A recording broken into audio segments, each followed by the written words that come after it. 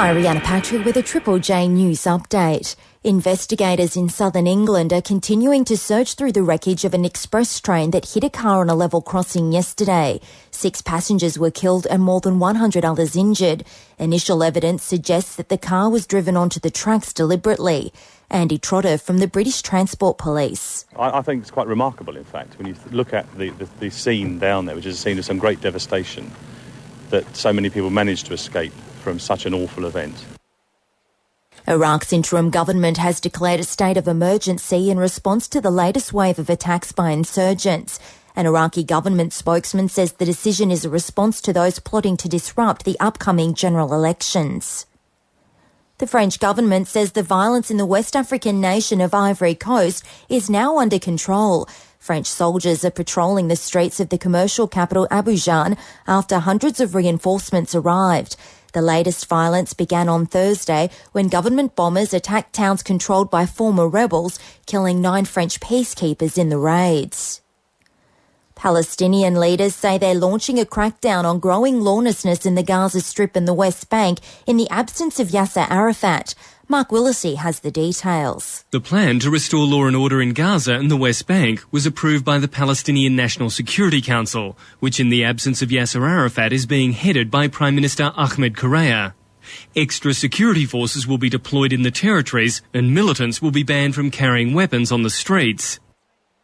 National Recycling Week begins today and Planet Ark says there needs to be more education on the subject in Australia. Research by the environmental group has found that Australia is behind countries like Switzerland, France and Japan in the amount it recycles. Planet Ark's John Dee says more needs to be done. 48% of Australians are confused about what they can and cannot recycle. So there's no doubt that recycling education needs to improve so that people put the right thing into their recycling bins. Too much rubbish is ending up there. International experts are calling for greater efforts to save ancient rock paintings in Africa. David Coulson is the chairman of the Trust for African Rock Art. The worst example we've seen has been in Morocco, where literally hundreds of pieces of art that might be as much as 5,000 or 6,000 years old have been hacked out and drilled out of the rock by locals, of course, and then sold to middlemen or dealers from Europe. Delegates at a conference in Nairobi were also told that some ancient paintings are even being used as target practice by bored police officers. And in sport, Annika Sorensen has won the Mizuno Classic in Japan by 9 strokes. Triple J's Australian Music Month. That year we managed to get the instruments that we wanted. In 1996, UMI released Hourly Daily. I could get the sound. I knew how to do it now, you know. Join us for a closer look at this great Australian album. Saturday afternoon at 5 on Triple J.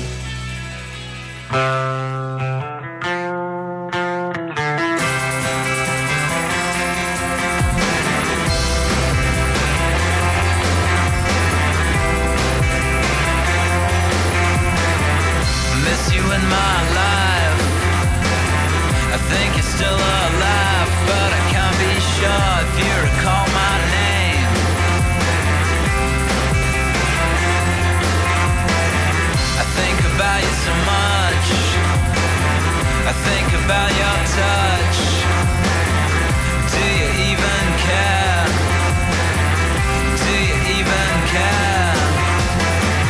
Everything that you was worth leaving, everything that you was worth keeping, everything that you was worth leaving too.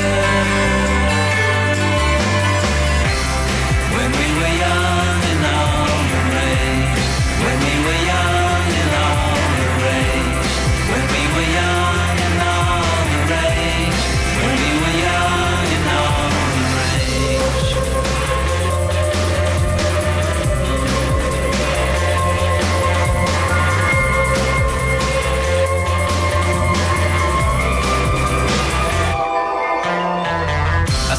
Devil's words and turn them into gold. I stole the hurt you gave and turned you into a ghost. I think about you too much in my life. I think about your touch in my life. Do you even care? In my life. Do you even care? Everything that you are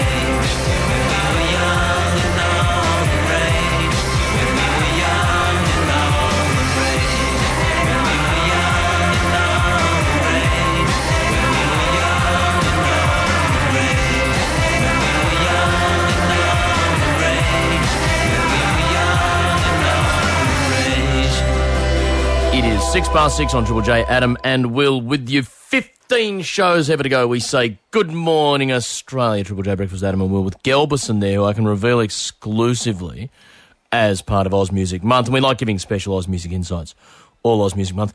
Gelberson, Gelbison. Yeah, Gelberson. Were originally named, with the words the other way round, Bison Gel. Right. And they were, because they were originally commissioned to do the music for a Canadian television advertisement for hair care products for Bison. Is that right? Bison Gel. Is that right? And that's what the band was called, and then they changed it because it was a bit Canadian. They didn't think it would really work in Australia. They made it Gelberson. Is that right? Absolutely true. I'm not sure that's right. No, that's I'd right. heard that it was actually a story. It's a funny story about the band, but it was about one of the fathers of the guys in the band discovered his son was swung both ways when he discovered that his son had some hair gel. He got a bit queer eye for the straight guy, started using hair gel, and it was Bison. Gel. And that's how he worked it out. That his son was by son. Yeah, exactly. Really? Yeah, that's what I heard. That was the rumour. It was the gel of his by son. I heard it was hair care products for Canadian mooses. I know. Well, the irony being that the moose is wearing gel. You would have thought the moose would go with moose. Yeah, well, that's as a hair care product. Well, that was probably why they needed the marketing campaign. That was the point. You see, there were these people who'd started this goes a long way back. Right.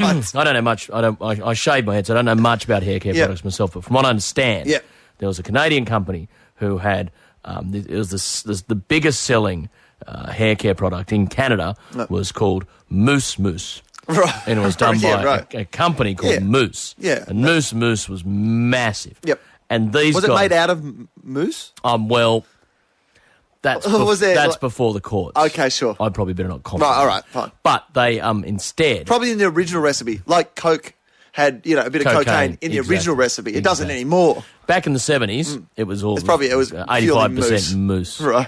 Okay. Moose, massive amongst the kids. And these other guys wanted to bring in a rival brand. Yep. And as you do, when someone has a good idea and you sort of shade in on the back of it. Oh, the knockoff idea. Exactly. The Shark Tale to Finding Nemo. We can't call it. Can't call it. Bison. That's nice. I like what you're saying. Good. That is good. Bison Gel. Yeah. Because we can't call it Bison Moose. That's too close. No, exactly. So People Moose up against Bison Gel. And then Bison Gel became that. They needed a band to do the whole, it's Bison Gel. Put it on and you'll be swell sort of stuff. And that was the band, Bison Gel, who were put together for that. And then they came to Australia and said, we'll call ourselves Bison Gel. And because we didn't even get the ad here, dude. Yeah, that's good. That doesn't make any sense. It doesn't translate, dudes. No, we're a Pantene country. Exactly. Man. We don't have that sort of stuff. I don't know. What do we do? Call ourselves Gel Bison? The Gel Bisons. Gel Bisons. Yeah, cool. What are Bisons? They got so frustrated. Bloody Gelberson. Are you sure it wasn't because they discovered his son was bisexual and he had gel? No, I'm pretty Are you sure? Yeah, I think that's how Grinspoon got there. Right. Right. Is that right? 6:10 on the Jays. It's Faithless and Insomnia. Adam Will with you. Good morning.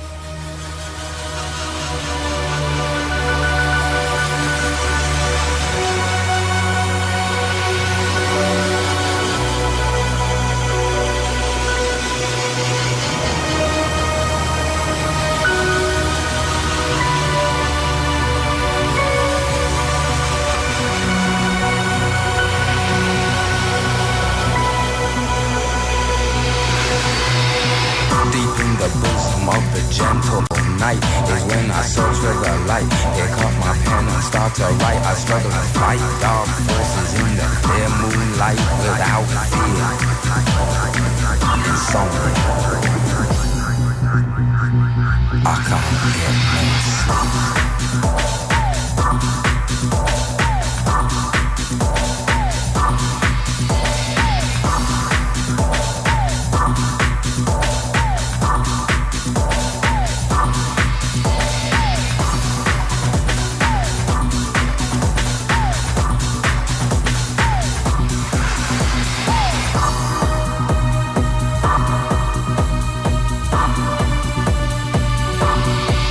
I I used to worry, thought I was going mad in a hurry, getting stressed, making excess mess in darkness. No electricity, something's all over me, greasy. Insomnia, please release me and let me dream of making mad love to my girl on the heath. Tearing off tights with my teeth, but there's no release, no peace. I toss and turn without cease, like a curse. Open my eyes and rise like yeast. At least a couple of weeks since I last slept, kept taking sleepers, but now I keep myself pet. Deeper still, the night I write by candlelight, I find insight, fundamental movement.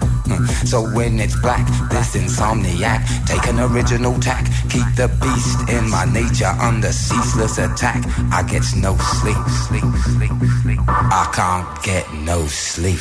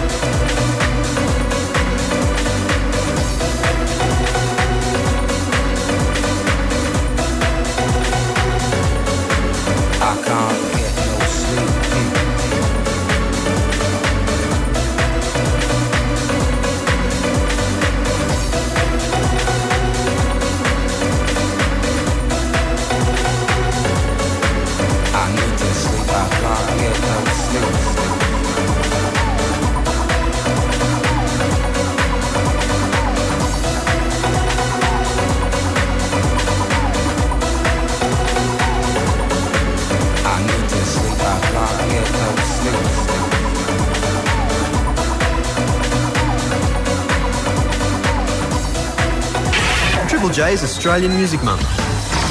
Hi, this is Clint from Something for Kate, and my favourite Australian band is a tie. It's probably a cross between Blue Line Medic and Further. Further are just a great rock and roll band, and Blue Line Medic write some of the greatest songs and greatest chord changes around, and don't get recognised enough for it. Wake up, sleepyhead. I think they're a fantastic band. Wake up. Get to know some Australian music just that little bit more on Triple J. Where it is about 13 minutes past 6. You heard from Faithless and Insomnia. So look at episode 90 of The Weather. Don't forget, keep your stuff coming into the guest book, triplej.net.au. If you've got any information you'd like weaved seamlessly into one of our late episodes of The Weather. Townsville. Call it Brownsville if you're in Cairns and want to be popular. Is that right? Oh, yeah. Is that right? That's what Lucas tells me. Fine, 31 degrees. Brisbane, local heavy rain, and 24. Newcastle, mostly fine and 23. Sydney, afternoon showers and 22. Canberra, fine and 19. Hobart, cool and 15. Adelaide, fine and 22. Perth, fine and 25. Darwin, showers today and 33. Alice Springs, fine and 31.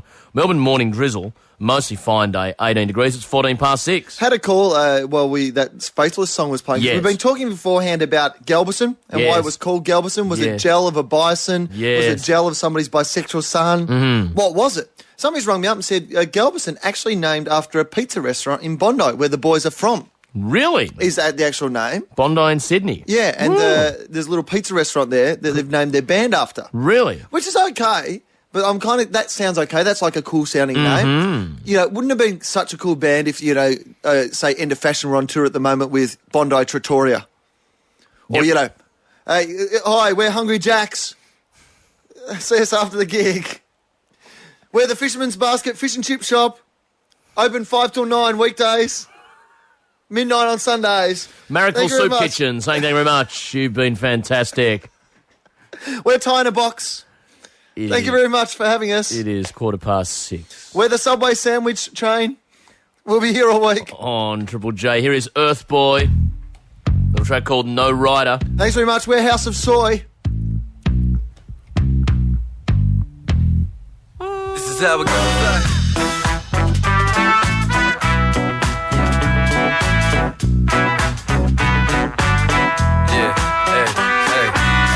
I was working working as an MC the other day with a cup of instant coffee and some marmalade. It's hard to play when you just wanna run away. It's underlay since underage. Then the phone rang. Surf boy here, I'm Elephant Tracks just like Kenny Sabir. Hi, someone led me to believe that you MC. I've got an offer that would maybe even tempt me. What I meant means we give you a set fee. You play it out, give for peanuts and a little prestige. So the rest see me as a success, but I'm struggling to pay rent with records suppressed. But yeah, I agreed to it. How can you not? Thinking of the fluid with the international slot. I got no time for rhymers / social climbers. It's just another gig I'm doing for the rider life. That's right, I'm doing for the rider. There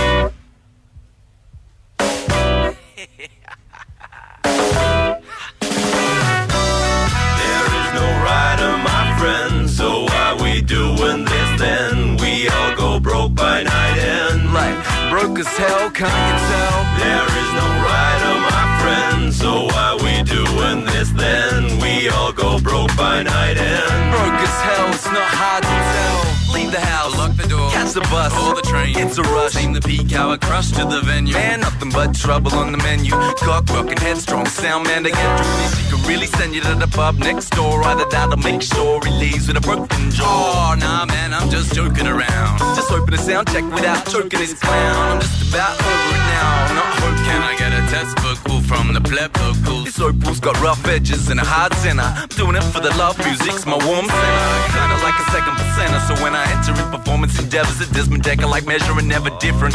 Listen, there is no divider. Drink up, cause other act will steal all your rider.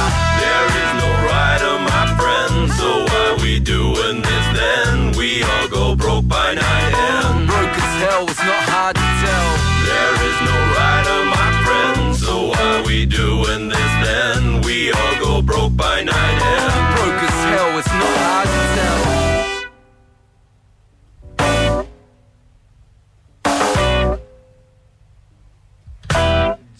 I was working as an MC the other night with a couple shitty mics and an appetite. Cook MCs like, look, it's a parasite. Eat 'em up but first wipe the dirt out of sight. Man, I'm your Superman's kryptonite. Talk back, shock, job, sponsorship. Politicians, dirty money. Heard you coming from a mile away. You got the right away, yeah, that's what all the rhymers say. I'm inclined to play, cause in the end it's entertainment. Crafted and created, lounge 'em in the basement. Break in, another thing stolen by the sly crooks. Cash backpack, laptop and rhyme man. Stop and scrap the last 70 years. Pull out every second hair and tear 'em to bits. Material things are gone with the Pied Piper. Okay, Winona, I'll do it for the rider. Yeah. All about that. All about that.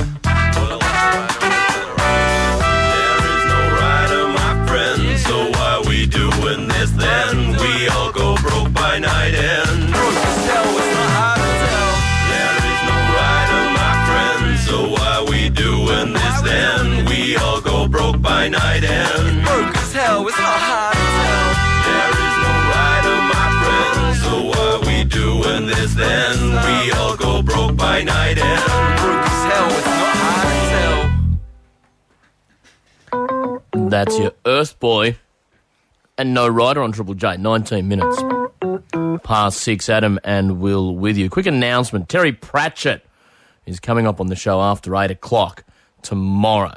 Now, that's a bit of a long-distance promo of what's going on. But it's time to get on the internet, nerds. I get the impression, words already dribbled out, yes, that Terry Pratchett might be on Triple J tomorrow. And there's a lot of... Well, what you've got to do is you've got to give the nerds time to, like, get in, say, 60 or 70 episodes of Star Trek. Exactly. And a couple of Lord of the Rings today. Exactly. So that they're ready for Pratchett tomorrow. For people who aren't across your Terry Pratchett, what are we talking about? He's like... Fantasy writer? Yeah, he's like...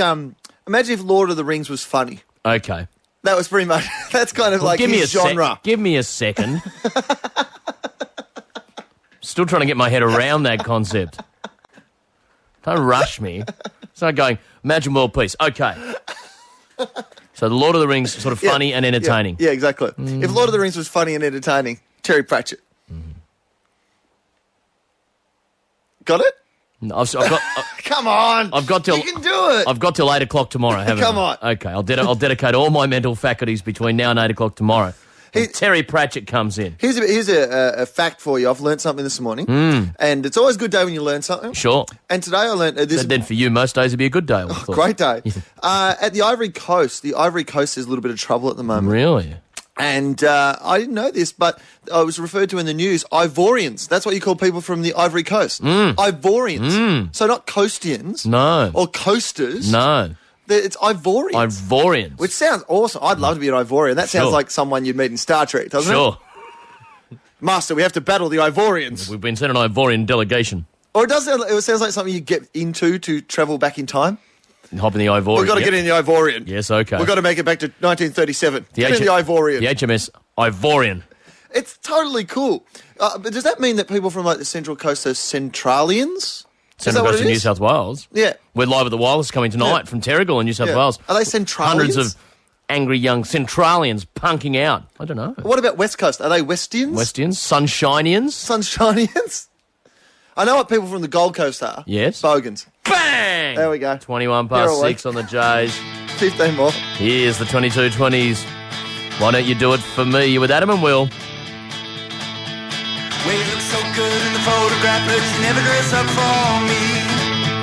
Yeah, you look so good in the photograph, but you never dress up for me. Well, I'm your man, why don't you do it for me? Yeah, I'm your man, why don't you do it for me? Well, you look so good with your makeup on, but you never make up for me. Yeah, you look so good with your makeup on, but you never make up for me. Well, I'm your man, why don't you do it for me? Yeah, I'm your man, why don't you do it for me? I see them coming on, don't it feel so good? I see them touching, girl, I wish that I could feel you up, I really wish I could. You're a hungry girl with a sweet tooth, baby, it's hard to keep up with you. You're a hungry girl with a sweet tooth, baby, it's hard to keep up with you. Well, I'm your man, you don't wait for me. Yeah, I'm your man, you don't wait for me. I see them coming on, don't it taste so good? And I feel them kiss your lips, I wish that I could fill you up, I really wish I could.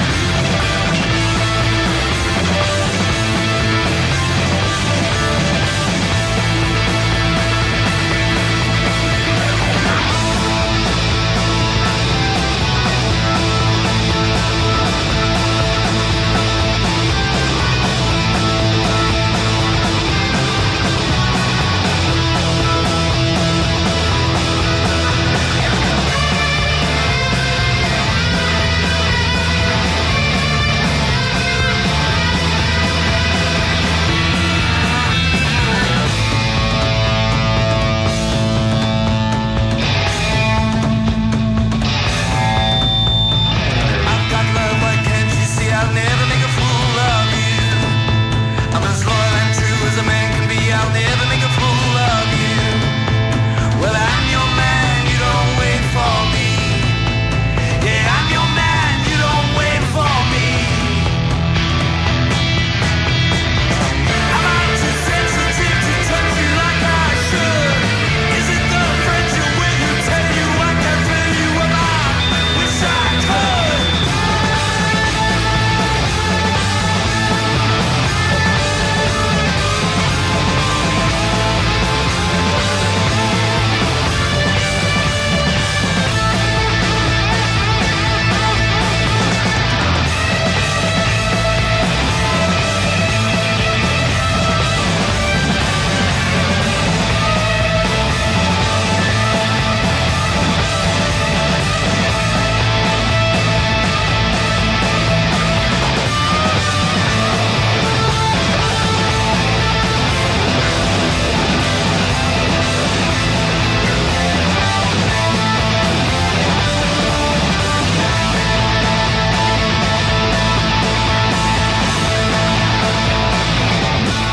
It is 25 past 6 on the Jays. Adam and Will with you. That's the 2220s.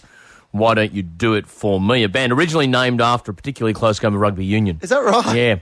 Are you sure? Yeah, home team getting up with a field goal in the last couple of seconds. So we're going to be called the 1920s. Yeah. As in we lost 19 to 20. This guy banged a field goal over from the sideline. Bloody hell, call us the 2220s. Johnny Wilkinson, the English 5'8" from the Rugby Union World Cup's got a band called the 2017s. Is that... Yeah. Is that right? Frick. I did not know that. And Ruud van Nistelrooy's put out a band called the 2-0s for when we beat Arsenal the other week.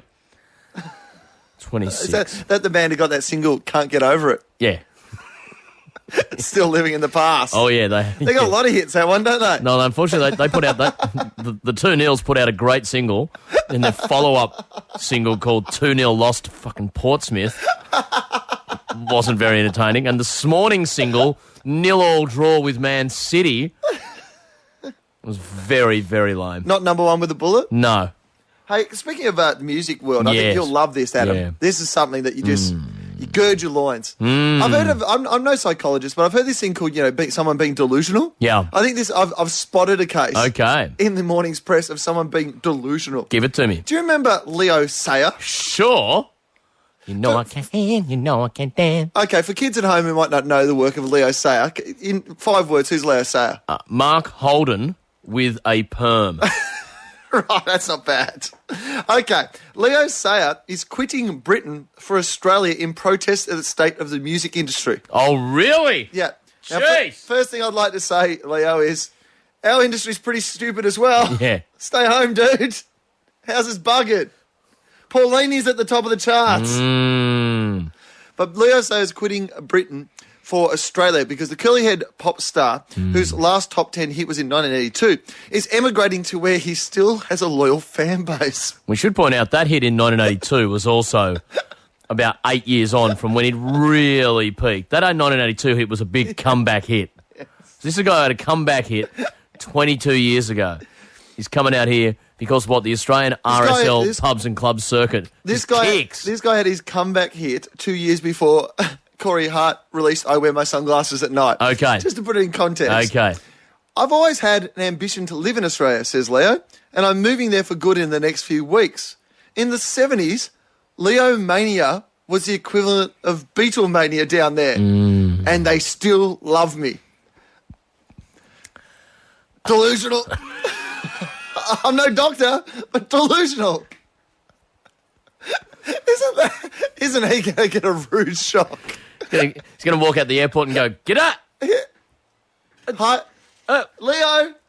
Over here. Flight must have got in early. Leo. It's 6:28 on the Joes. We do still love him here, though. Don't we? Here is... Don't you hear people just go, "Where's Leo Sayer?" New Buffalo while he was here. While you're away.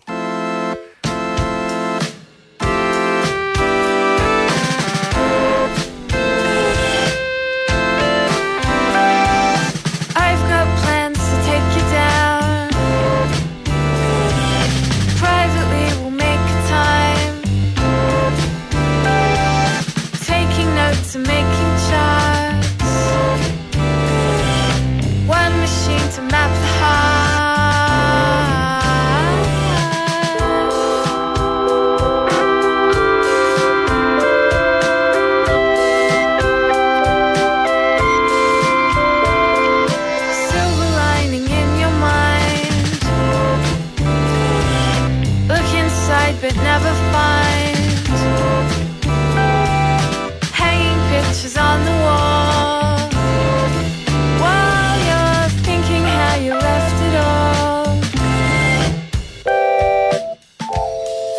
While you're away with stars in your eyes, the infection is so close to the heart. Give me some time, it's all that I need. You lie beside your dreams in the dark.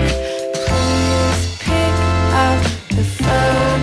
I picture you asleep and you're alone. You're listening to the sound of your inside. It's never been so sweet or so alive. While you're away with stars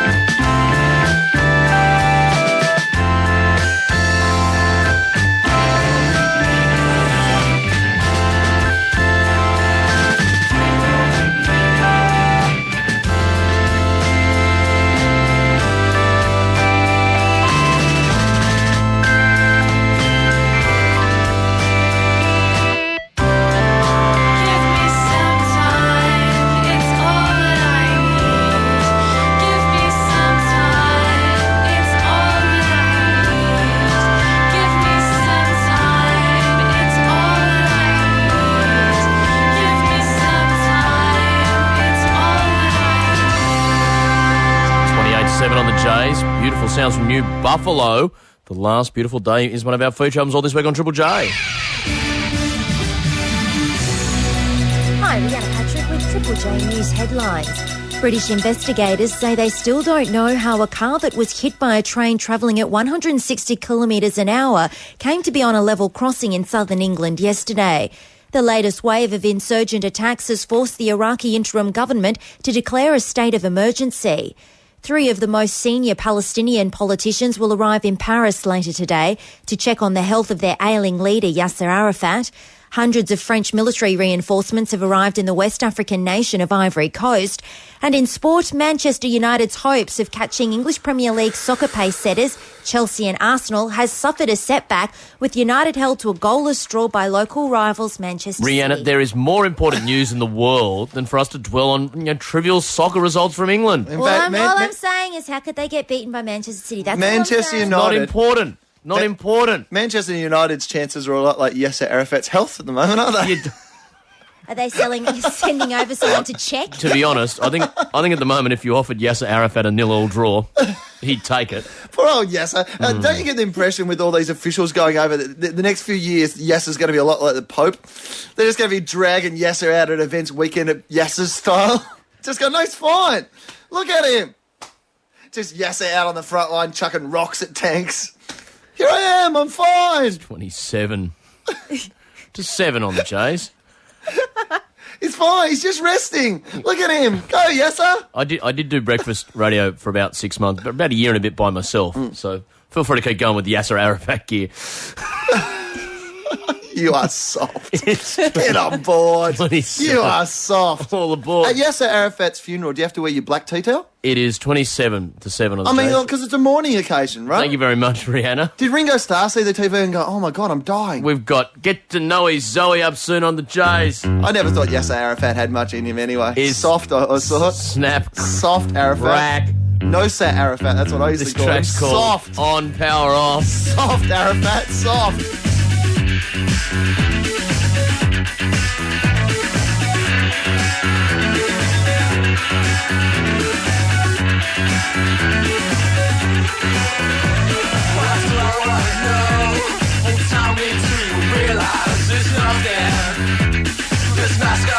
Just for fun, what's what I wanna know? Well, tell me, do you realize your ignorance ain't helping? We won't stop for nothing. What's what I wanna know? Well, tell me, do you realize there's nothing? This mask I'm wearing just for fun. What's what I wanna know? Well, tell me, do you realize your ignorance ain't helping? We won't stop for nothing.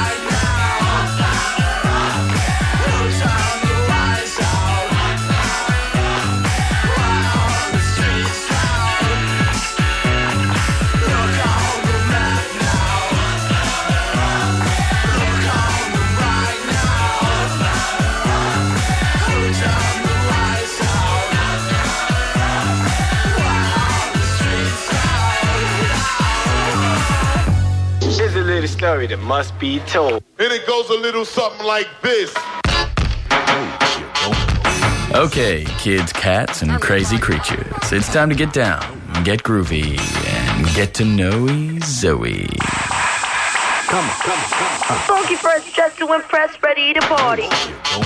Our third last ever episode of Get to Know Zoe. Not that we don't get to know a lot about you every single day, every moment we spend with you, but this is the official learning time. Teach us something, oh great one. Well, I think the lesson of today is, if the phrase was, if everyone else is sticking hoses up their bum, would you? And the answer for me is, yeah, sure, I'll be into that. Okay, firstly, though, just before you go on, is everybody else sticking hoses up their bum? Yeah. Is this some trend that the kids are into that I've missed out on? Yeah, well, colonic irrigation. Oh. I've been, talking to people as you do. Yeah. How's your friend blah? Well, they had colonic irrigation last week. Really? So that's the way it comes up in these days, is it? Yeah. Really? Well, like 3... In these drought-stricken times, it's still politically correct to stick a hose up your ass? It seems to be, yes. What about the farmers? Maybe they use grey water. I don't know. Well, I suppose that's the one place where using recycled water probably wouldn't be that much of an issue. Exactly. I can understand why people would have a trouble maybe drinking recycled water, but when you're talking about sticking it up your ass. Exactly. So I thought I'm going to have a bit of that, All right. as I do. But the trouble is, when you make an appointment, you can't just ring up and rock in there that afternoon or the next day, because you've got to have 3 days alcohol-free. What? So I had to flick through my diary. Why do you have to do that? I guess maybe just to make sure that everything's, not under stress inside, maybe. And you're also supposed to have a special diet. I would have thought if you were going to get a hose stuck up your clacker, you want to be on the booze. Yeah. The first time that ever happened, I would have thought the person would have been alcohol-free. It's probably to go in the same way that tattoo artists are meant to make a judgment that if you're under the influence of alcohol, they go, well, look, maybe you're going to wake up tomorrow and regret this Gary Loves Brenda that I've put across your forehead. Quite often you do that too, don't you? After a big night out, you go, let's go get a tat or a colonic irrigation. What do you reckon, dudes? Yeah. But it seems that I've got a spot in my diary this Wednesday, because I figured Sunday, Monday, Tuesday, pace it out, that's 3 days. So I'm booked in on Wednesday. Right. But you got as long as you don't fall off the wagon between now and Wednesday. Exactly. So I'm clinging on for dear life. Okay. But you got to do it 3 times. Once isn't good enough. You got to go 3 times to really get it. Con. That's a con. You don't need to do that. It's like all these things like, you better come back and get your tan touched up. Yeah. Or whatever. It's like, just go once. Yeah. Have a, Can't you just tell them to crank up the tap a bit? Go harder the first time. Are you the sort of person who flosses? Do you floss? No. Right. So you're quite happy not to floss your teeth, but you're thinking I might go 3 times to get a hose up the clacker. Is that what you're saying? Totally honest, I'm having second thoughts. I kind of don't really want to have some strange person, doing that to me. Yeah. Well, you mean you don't want to have a stranger put a hose up your butt? Surely. Well, I can't understand that. I presume if you went to one of the fancier places and paid a few dollars extra, you'd actually get to meet the staff beforehand, chat to them for half an hour, obviously not over a couple of drinks, but over maybe, a coffee. Would you like to know who it is, or would you like it to be anonymous? That's what I feel weird about. Apparently, one friend who had it done, they stay in the room for the half an hour that you're just sitting there. So you have to make idle chat? Well, you've got a hose up your bottom. I know. What do you say? Funny weather. Whoa, that'll be those sesame seeds. Man, carrots. I haven't eaten carrots in months. That's why I reckon maybe I'm not going to do it. You don't want conversation there. You want to just be alone. You make lazy comments like, hey, had anyone famous in? Well, you're sitting there feeling like an outdoor sprinkler. I'm not sure that's... Yeah, so I reckon I'll cancel that Wednesday appointment. For people who've done it, it's meant to be very cleansing and you're meant to feel very good about yourself, and you can actually look like in the extreme cases you hear about, and they could well be untrue, lose significant amounts of weight because of the amount of blockage that you're getting out of. If you've got an inefficient colon, you can. People can lose a few hundred grams. All right, I might get into this. Well, Rachel... I've changed my mind. Changed my tune. Well, Rachel Kerr, who's a reporter on The Hack Show, of course, she once got it done on the radio, and a whole bit of broccoli came out of her. Oh! Really? Which I think says more about her than about I don't want to turn my ass into a vending machine. That's why you got to. I don't want to feel like I'm paying out. You got to chew, don't you? You really should chew. Gross. Oh, look, you found some weapons of mass destruction. The Beaumont children and 8 gold coins. 18 to 7 on the Joes. Couldn't Rick do it at home? Like, MacGyver style. I mean, just borrow some hose from next door. Tick-tock, A and tap? lock in the clock. Why Time to not? wrap this one It'll up. bring you like a closer present, together. 'cause we just got have you guys got issues? Is there some problem with this? Why, isn't your relationship close enough that you was watching- happily have him stick a hose up your bottom? I was watching an episode of Dr. Phil last week and everyone was cool with it. Here's John Butler. They did on Newlyweds last night. Take on Triple J.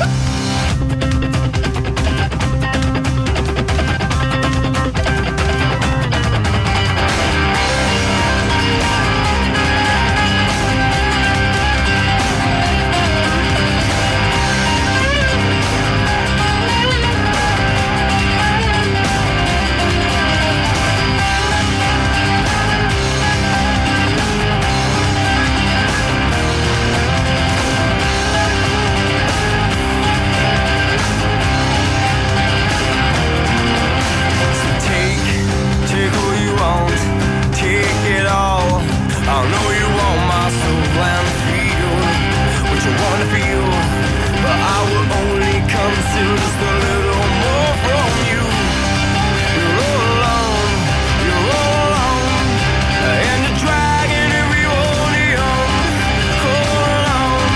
All alone, and you don't even understand. You don't even understand. You don't even understand. You don't even understand.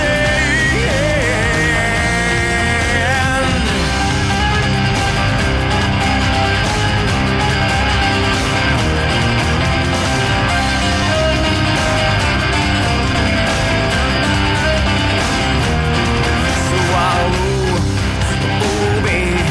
Listen to what you say, 'cause you're in full control now. You're so scared of losing it all somehow. You're alone, and you're dragging everyone young. All alone, and you don't even understand. You don't even understand. You don't even understand. You don't even understand. See, if you don't got time, show just a little whisper. You won't get any in return. And you don't got time to have it open. You won't have anything to learn. And don't know why. You don't even understand. Don't know why.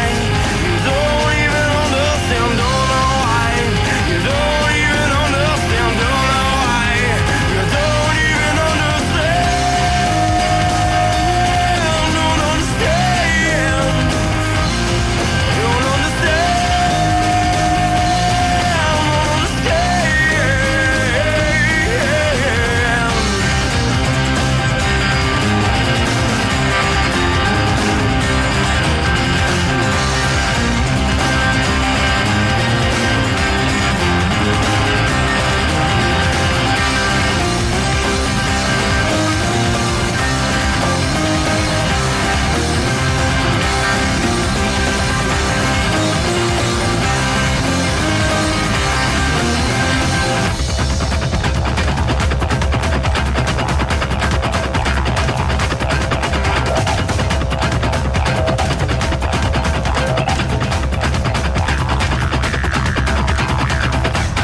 Fourteen minutes to 7 on the Jays, the John Butler Trio, and Take Adam and Will with you. Episode 89 of The Weather. Townsville fine in 31, Brisbane, local heavy rain in 24, Newcastle mostly fine in 23, Sydney, home of a guy with a pretty cool name who we'll hear about in just a second. All right. Afternoon showers in 22. You see, now using the weather to plug stuff. That's coming good, up. I like it. Yeah, people hanging in now. Canberra fine in 19, Hobart cool in 15, Adelaide fine in 22, Perth fine in 25, Darwin showers today in 33, Alice Springs fine in 31, Melbourne morning drizzle, then mostly fine today and 18 degrees. Reading an interesting article in one of the Sydney papers about grade cricket. If you follow cricket, you've got the Australian team, then you've got like your New South Wales team, your Western Australian team, your state level, and then they're selected from the guys in grade cricket. Yep. And it's saying on the weekend, you can often go down when the state team isn't playing, like Michael Clark, who's the future of Australian cricket, the Australian Test team, is going to play a grade game this weekend. Great chance to get along. It's free. Used to be thousands of people go to them. Not many people go these days. Get along, support grade cricket. There's a photo I'm just showing you here of Waverley Oval in the sort of eastern suburbs of New South Wales, where a dude's watching a bit of grade cricket with a couple of his kids. Yep. The caption underneath says, "Action at Waverley Oval. Young fans Clayton McBride, his sister Cordelia, enjoy the cricket with their father, Slide." This guy's name is Slide McBride. That's a great name. Hello, Slide McBride. How good is that? Sounds like he's either like a country music star from Tamworth. Sure. Ladies and gentlemen, I'm Slide McBride, and this is the Slide McBride Orchestra. Sure. You know, or not even maybe even the lead singer. Yep. Like say Ben Harper's touring with the Blind Boys of Alabama, and then on the slide guitar, he goes, "Ladies and gentlemen, Slide McBride." Yeah, the other And he option, goes, "Ring, ring, ring." the other option perhaps is a deceptively tough to hit pitcher from a Texas-based baseball team that won the World Series about 12 years ago. Yeah. That's right. Slide McBride, just send them by you. Slide McBride has been entered into the World Series Hall of Fame this year. Exactly. You remember in Joseph Slide McBride, you just swing and miss at Slide McBride. You're swinging it air. Either that or it's his porn star name. Hi, I'm Slide McBride. They call me Slide because I'm slippery. It is about 11 to 7 on the Jays. Would you like to be my bride? I'm Slide McBride. I'm a big fan of Slide McBride. Clean the pool. Here's the Donners.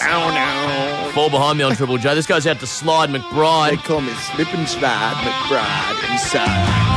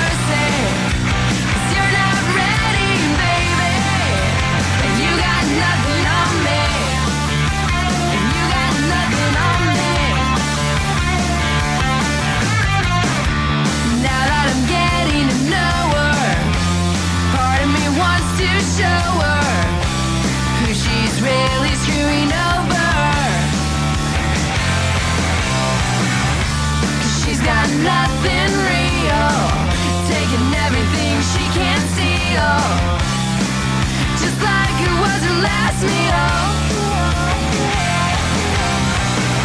You're gonna fall behind me, you're gonna cry and beg for mercy, 'cause you're not ready, baby, and you got nothing on me. You're gonna fall behind me, you're gonna cry and beg for mercy, 'cause you're not ready, baby, and you got nothing on me.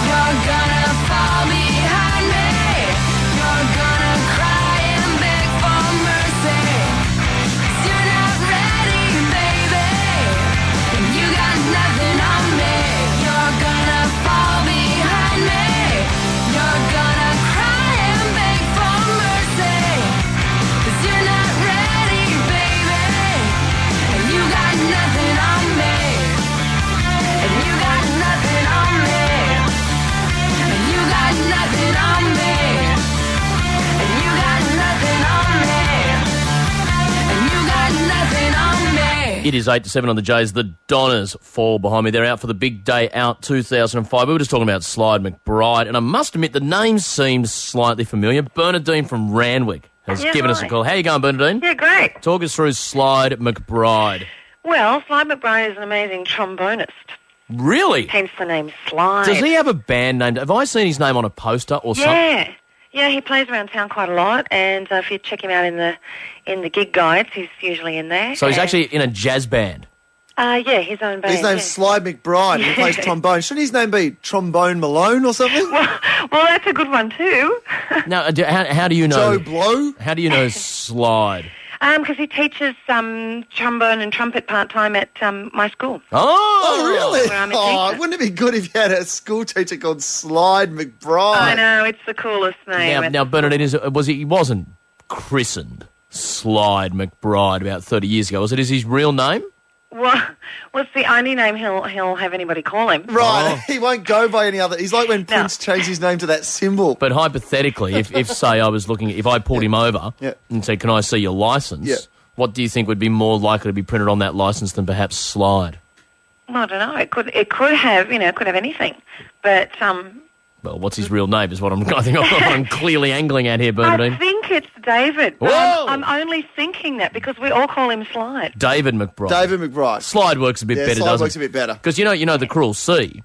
Tex Perkins, front man for the Cruel Sea. Yeah. His real name's Greg. Greg Perkins, really? Tex Perkins. Tex Perkins is totally reeks of cool. sex and cool and big bluesy roots notes out on the back porch with a couple of those funny cigarettes. Yep. Whereas Greg Perkins would be the guy's younger brother going, "Look, Tex, can we get to sleep, please?" Yeah, little Greggy Perkins. We've got a gig in the morning. Yeah. Greg Perkins actually sounds like he should be driving Super 8 cars. Thanks for your call, I like Bernadine. his victory. Yeah. Here he is, Greg Perkins. Don't you reckon? Yeah. Well, Greg Perkins is the brother who went and got the proper job. Yeah.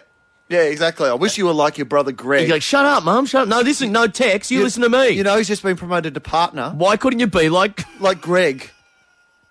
You know he's got a house in the suburbs now. It is 5 to 7 on the Jays. Yeah, you're just hanging out with your mate Slide McBride, aren't you? Yeah, and double bass Grace. Triple J. Tambourine Green. It's funky, jazzy, bluesy, kicked back and chilled out. The Jazz Pop Tour is sliding up to you this month, featuring the totally live, sample-free raw beats of the Quantic Soul Orchestra with the soulful vocals of Alice Russell. Also the godfather of UK's Brighton Jazz Rooms, DJ Russ Dewberry, and Melbourne Funkmeisters, The Bamboo. The Jazz Pop Tour, baby. It's taken in Perth, Byron, Sydney and Melbourne, and it's smoothly supported by Triple J's The Club. For all the dates, log on to Triple J's Gig Guide. To get us up at the 7 o'clock news, here's Mareko featuring Scribe and Stop, Drop and Roll. After 7 o'clock, Mary from Janee, Andrew Denton. Don't forget, we're only a day away from Terry Pratchett. Get ready. Come on the show. Get your black T-shirts dry clean. You Discworld freaks.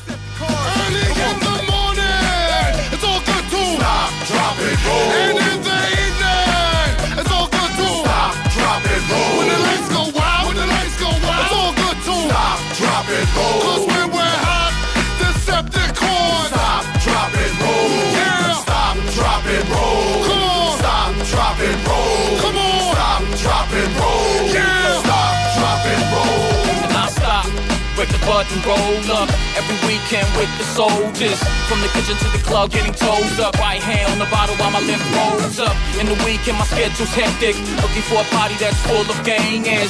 The pretty ones, solid, not the melee. But at 5 o'clock, they all look the same when you raise it. Body of a god, there's space from hell. But I'll take it to the hell so she can rock my bells. Ding dong.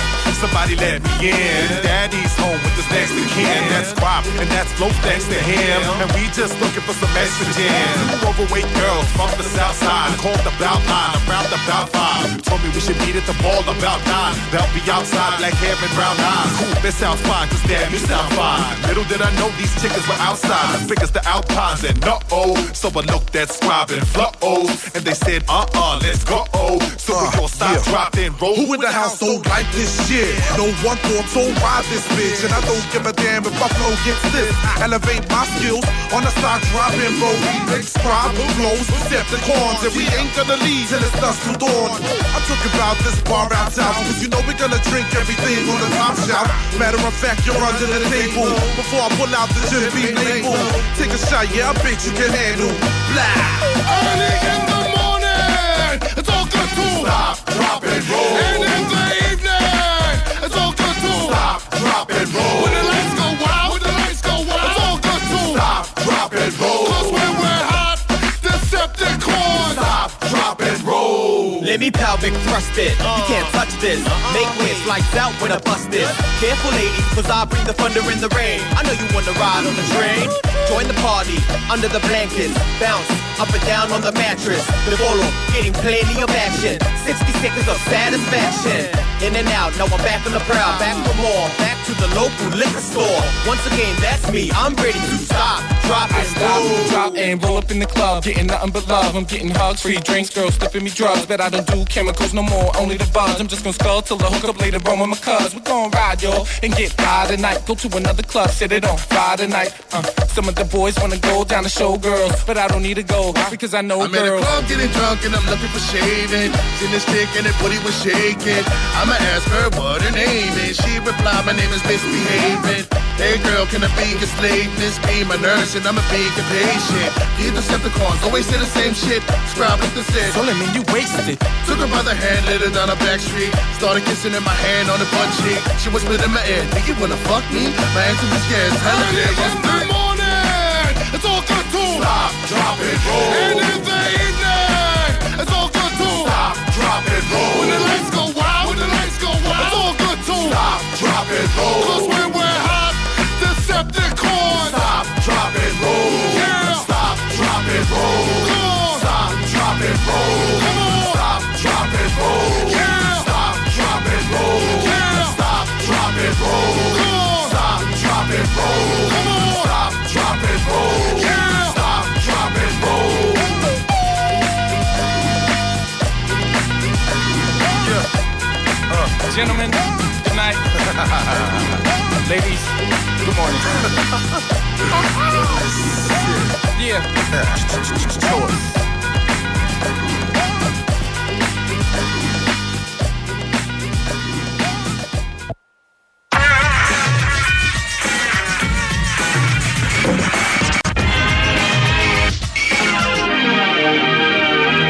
Hi, Rhianna Patrick with the latest from the Triple J newsroom. British authorities are still investigating how a car hit by an express train came to be on a level crossing in southern England yesterday. An off-duty policeman who saw the crash says the car didn't move even as safety barriers came down around it. 6 passengers died in the crash with many more injured, but British Transport Police say it's amazing that more people weren't killed. John Stace was one of those on board at the time. It was terrifying. I literally thought that was the end of... I thought I was going to die because we couldn't see anything and all I could feel was my body being dragged through the window alongside the train with people on top of me. The Iraqi interim government has declared a state of emergency after a wave of violence across Sunni-controlled areas in the country's north. The announcement comes as American and Iraqi forces prepare for an all-out assault on the rebel-held city of Fallujah. Controversy over where ailing Palestinian leader Yasser Arafat will be buried should he die continues to simmer in the Middle East. Israel's defence minister says his government is ready to bury Mr Arafat in the Gaza Strip, a move that would contradict his desire to be buried in Jerusalem. But a Palestinian official says now's not the time to discuss the subject. Hundreds of French military reinforcements have arrived in the West African nation of Ivory Coast. With the details, Sally Sarah. French troops have taken up positions in the commercial capital Abidjan. Soldiers in armoured vehicles and gunboats have been deployed to restore order. Thousands of ruling party supporters took to the streets on the weekend after French soldiers blew up several Ivorian bombers and helicopters. The troops destroyed the aircraft in response to an air raid which killed 9 French peacekeepers. The United Nations Security Council, the European Union and the African Union are all urging the Ivorian government to stop the violence. With National Recycling Week starting today, Planet Ark says Australia is well behind Northern Europe in its recycling efforts. Spokesman John Dee says many local councils are doing well, but there's room for improvement. We need to ensure that all councils perform to the same standard as the best practice councils. But what we'd like to see the federal government doing is putting in place a national recycling audit where every council reports its recycling results, and that will enable us to calculate a national recycling rate for Australia. Research by Planet Ark has found that Australia recycled less than Germany, Sweden and Japan. In cricket, Queensland leads the one-day competition on 15 points after yesterday's 5-wicket victory over South Australia in Adelaide. The Bulls lead Tasmania by 2 points. Triple J. Triple J's Australian Music Month. Log on and check out the talent. triplej.net.au.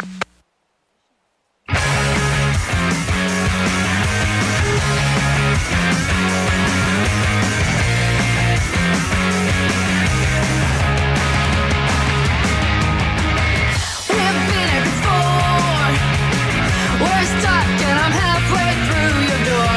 I've said it before. Listen, this is the last time we won't fool ourselves no more. Been at it for days. We are brand new, but we're already set in our ways. Find it hard to believe we fall to pieces way too easily. Got our hands on the action. We've been trying really hard to find. We got stuck on all this love and affection. It's getting harder for us every time. We wonder why we haven't told each other lies.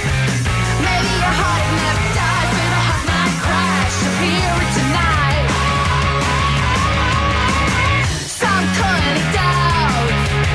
Too hard to tell me it's all over and out. And in the back of my head, I'm trying to be how to say, try to be true to it instead. Wish I could be sure that we don't want. Could I leave you and all you're halfway through the door? My eyes shut, my shoes nailed to the floor. Got our hands on the action. We've been trying really hard to find. We got stuck on all the love and affection. It's getting harder for us every time. Wonder why we haven't told each other lies. Maybe your heart never dies with a hot night crash. You'll hear it tonight.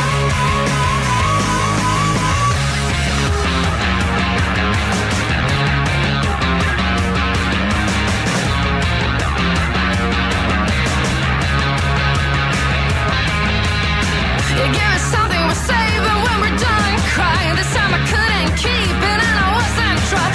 Baby, drop your worry, it's over and now we don't need any time to recover.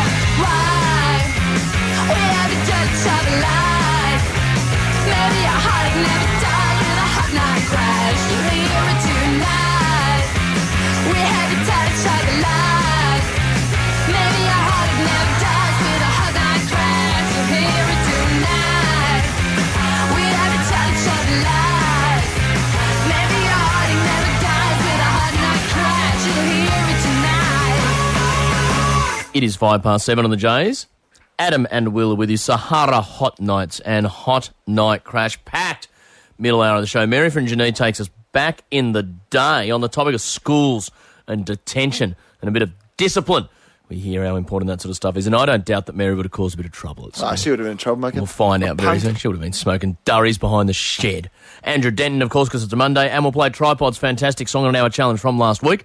7:06 on the Jays. What's on your mind, Sticky Chicken? There was a test match that was played over the weekend. Finished actually Friday night, and it was a bit of a shocking pitch. And there was a great quote in the paper. Australia v India. Yeah. And gee, the Australian selectors were embarrassed, weren't they? They were embarrassed when they realised that they'd picked Michael Clarke as a batsman when he's clearly a bowler. Yep. He's taken 6 for 9. They've clearly made a horrible mistake. Oh, yeah. They've picked for a world-class spin bowler in a batsman's spot. Well, for a world-class spin bowler, he gets by with the bat. Yes. Well done, Trevor Hones. 6 for 9. Another line for your CV. It was a good pitch. 6 for 9, Michael Clarke took. So, but of course, the cricketers aren't allowed to talk about the pitch. They're not meant to talk about the pitch. You're not meant to make inflammatory comments in the same way that your AFL players can't come off and bag the referee. Yep. At the end of it's not in the spirit of the game to have a whinge. Yeah, exactly. So, Jason Gillespie was asked about the state of the pitch. Mm-hmm. This was his quote. I can't criticise the pitch, But I just spoke to a mate, and he says it's an absolute disgrace. Oh, really? So apparently that's Gee, fine. I hope Jason's mate wasn't a fellow player because they could be in trouble. That's right. If it was just a mate of his. Isn't that the best way to do it, though? I love that. Isn't it great that Jason Gillespie in the middle of India just bumped into a mate of his? Yeah, lucky. He's well connected, Jason. I mean, I can't criticise Australian Idol myself. No. But a mate of mine told me that Dicko Yes. is an absolute talentless tool. Really? My mate told me. That's what I'm saying. Oh, okay. Obviously, as an ABC employee, I can't be political. No, But exactly. a mate told me that Tony Abbott's stand on abortion is right-wing, inflammatory, and he's a talentless tool. Really? This mate. It was the same one who told me about Dicko. Really? Yeah, exactly. You see, I would never abuse my position at the ABC and mention the book I wrote, Adam Spencer's book of numbers, numbers 1 to 100. It's not appropriate. Friend of mine, who I caught up with on the weekend, said they were reading it, said they thought it was hilarious, informative, and educative. Really? And I think... A mate you ran into. And my mate mentioned it's still available in shops. He did not. No. Really? Seriously, I'm going, stop talking about the book. It's getting embarrassing. It's all you want to talk about. Because you can't do that. Book. No, I'm going, well, what are you talking about? I can't, as an ABC employee, talk about the Adam and Will live shows that we still have Wollongong and Sydney to go. No. But a mate of mine ran into me the other day and said, is there tickets still available for the Sydney shows? Really? Look, I can't say whether there is or not. No, well, because a mate of mine said there were. Oh, did he? A mate of yours said that. But then he just crapped on about my book. I can't do product placements No. on the ABC, No. but a mate of mine said he was driving a BMW Z3 convertible the other day, and he said it handles beautifully. Really? Yeah, it handles beautifully both in wet and dry conditions. I spoke to Jason Gillespie. Yes. And he said he was very excited being back in Australia. Right, did he? So he plans to go to Adam and Will Live. Is that right? Like, really, Jason? And I said, did you mention what I said about the pitch the other day? It's 7:09 on the Jays. Here is... It's a good way of doing it, isn't it? Porno for Pyros. Pets. It's good to have mates. On Triple J. Mary from Junee up next, and the weather.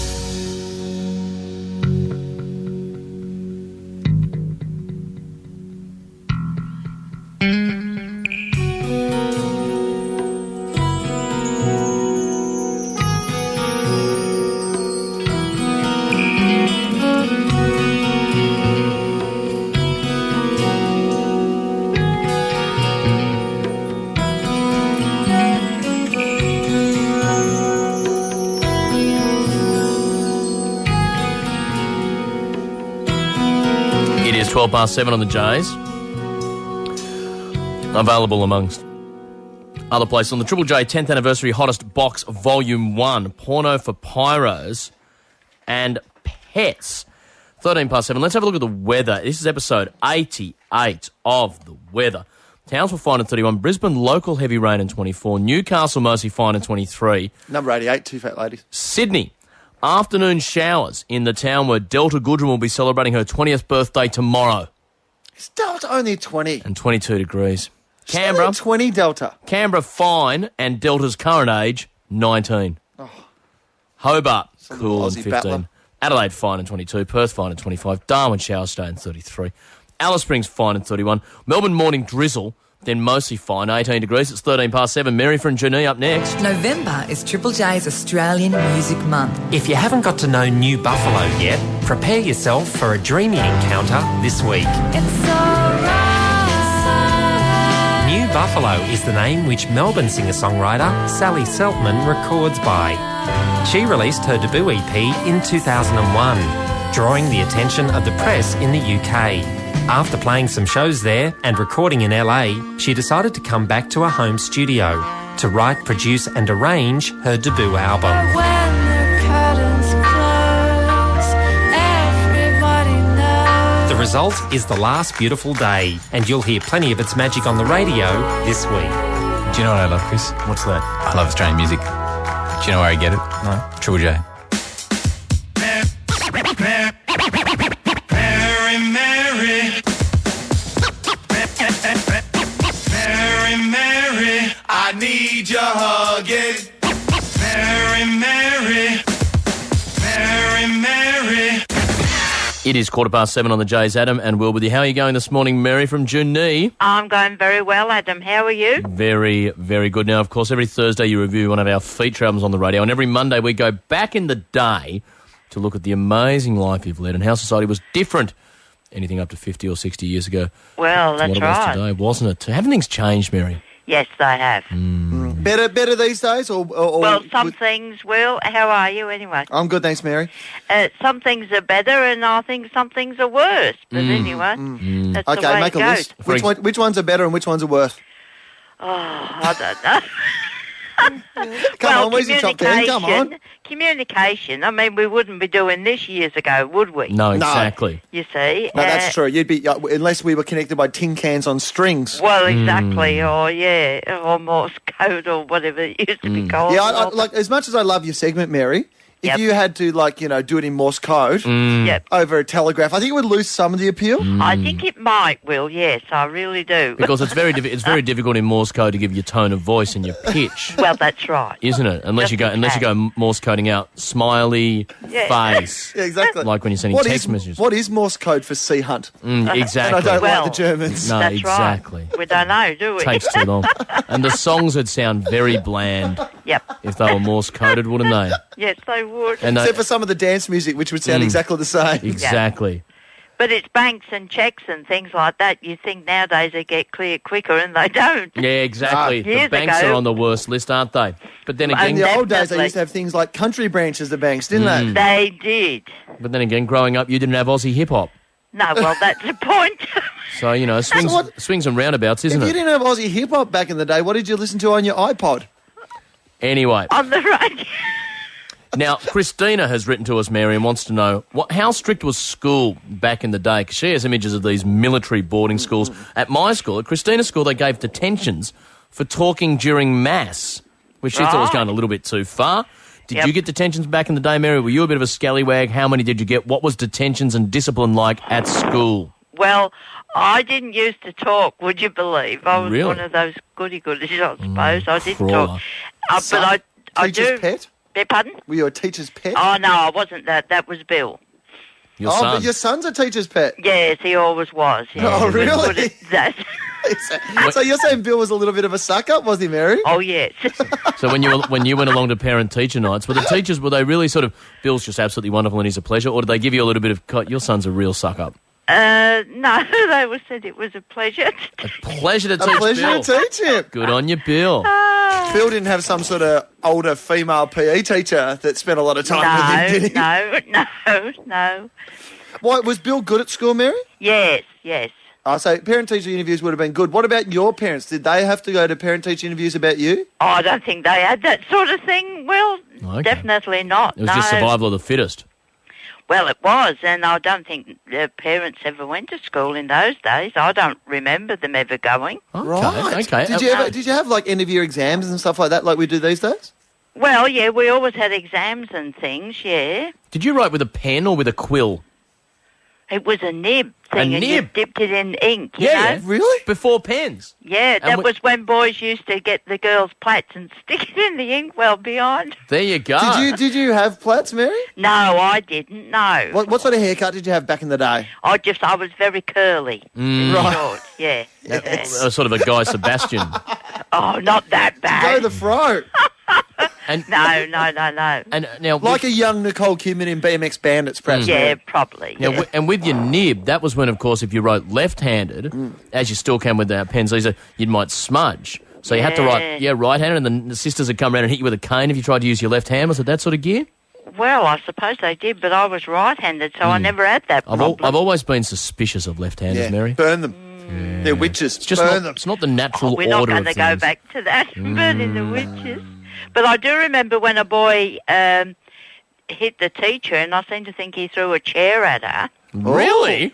And, of course, he got carted away, so I don't know what they did with him. But They just lopped his head off in the town square. I think back in the day they gave him a bit of what they know these days as barley justice. And Adrian said he got the strap once for throwing snowballs at the post office because it was next door to the school because the teachers had told him not to do it, but they did it anyway. Adrian went a bit postal in the playground. Yes, he was Did you ever get the strap or anything like that at school, Mary? Me? Yeah. No. The cane? No. Did you ever have to stay behind? Not to my knowledge, no. And you're telling me... Not to my knowledge. It sounds like Mary's on the stand. Yeah. Like we're in bed. You're telling Answer the question. You're telling me that Bill was the suck-up kid. You got a spotless record yourself, Mary. Yeah, but I didn't. I was very shy, Adam. Right, Very never shy. took a... we always hear about like people taking an apple for the teacher and that sort of stuff. Did that stuff go on? Oh, I don't think so, no. What year did you get to at school? I think I was about 14. Right. So, yeah. Because it was quite regular back then, not nowhere near. Like these days, a very large percentage of people go through to at least year 10 and most through to year 12 these days. That wasn't the common thing at all back in the day, was it? Well, I had to leave and look after Mum and Dad and the business and all that. And how old would you have been when you had to do that, Mary? About 14? Yes. See, like most 14-year-olds these days 14 can't to even 15. scratch their own ass without their parents helping them. Yeah. And you were like, you know, looking after your folks at 14, yeah? Yes, I had to, yeah. But then again, most 14-year-olds are much better on a PlayStation at running around and shooting people than you ever were, Mary. So don't get too prissy. Yeah, don't get me wrong. A 14-year-old today could steal a car or inject heroin between their toes a lot better than you could. Exactly. Oh, yes. I didn't know anything about that sort of thing, no. It's just a different set of skills, isn't it? Of course it is, yeah. Oh, excellent. Mary, thank you for taking us back in the day. My pleasure. What's your Monday got in store for you? Not a lot. Oh, Beck started work this morning. Oh, she got the job. This is her first day today, is it? Yeah. She got the job. Well, part-time, yeah. Nice. Because we had to get up very early. What time did she start work this morning? About 6:30, but she had to be in Cootamundra, and that takes about 40 minutes. And so she can start bringing some money back and put some food on the table, and you and Adrian can just put your feet up. Yeah, then we won't be starving, will we, Adam? Nice. Here's De La Soul on Triple J. Thank you, Mary. My pleasure. 21 past 7 Love on you the both. Jays. Love you too. This track's called The Grind Date. Let me inherit the street. You know what I mean? I love life, man. You know what I mean? Life is beautiful. It's just in it that it's rough, but it's fair. People gotta go out there and bust they ass for a job. I mean, my dad got 5 kids, man, and I mean, you know, he hates driving the bus, but he loves 5 kids. You feel me? I'm a rhyme artist, out here trying to grind my hardest. Up early so to milk the cow. Keep my John Deere out here plowing the fields to keep my John Hancock's worth up in the now. Went from hanging on blocks to hanging on the chart positions as part of my mission to hanging on top.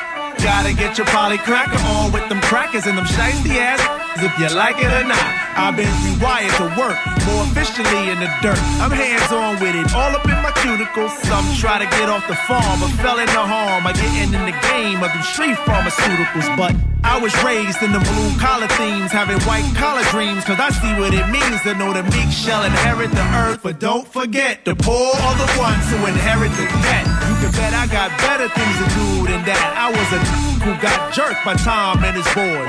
Came on my land, seized my cattle and catalog as if it wouldn't leave me less than coy. But I'm far from bitter, even further from quitting. Got a grind date to make, no time for sitting and playing Xbox. Stand up and exercise my rights as obscene through Bob Nestor's eyes. It's the grind date. The grind date. I'm sick of asking though.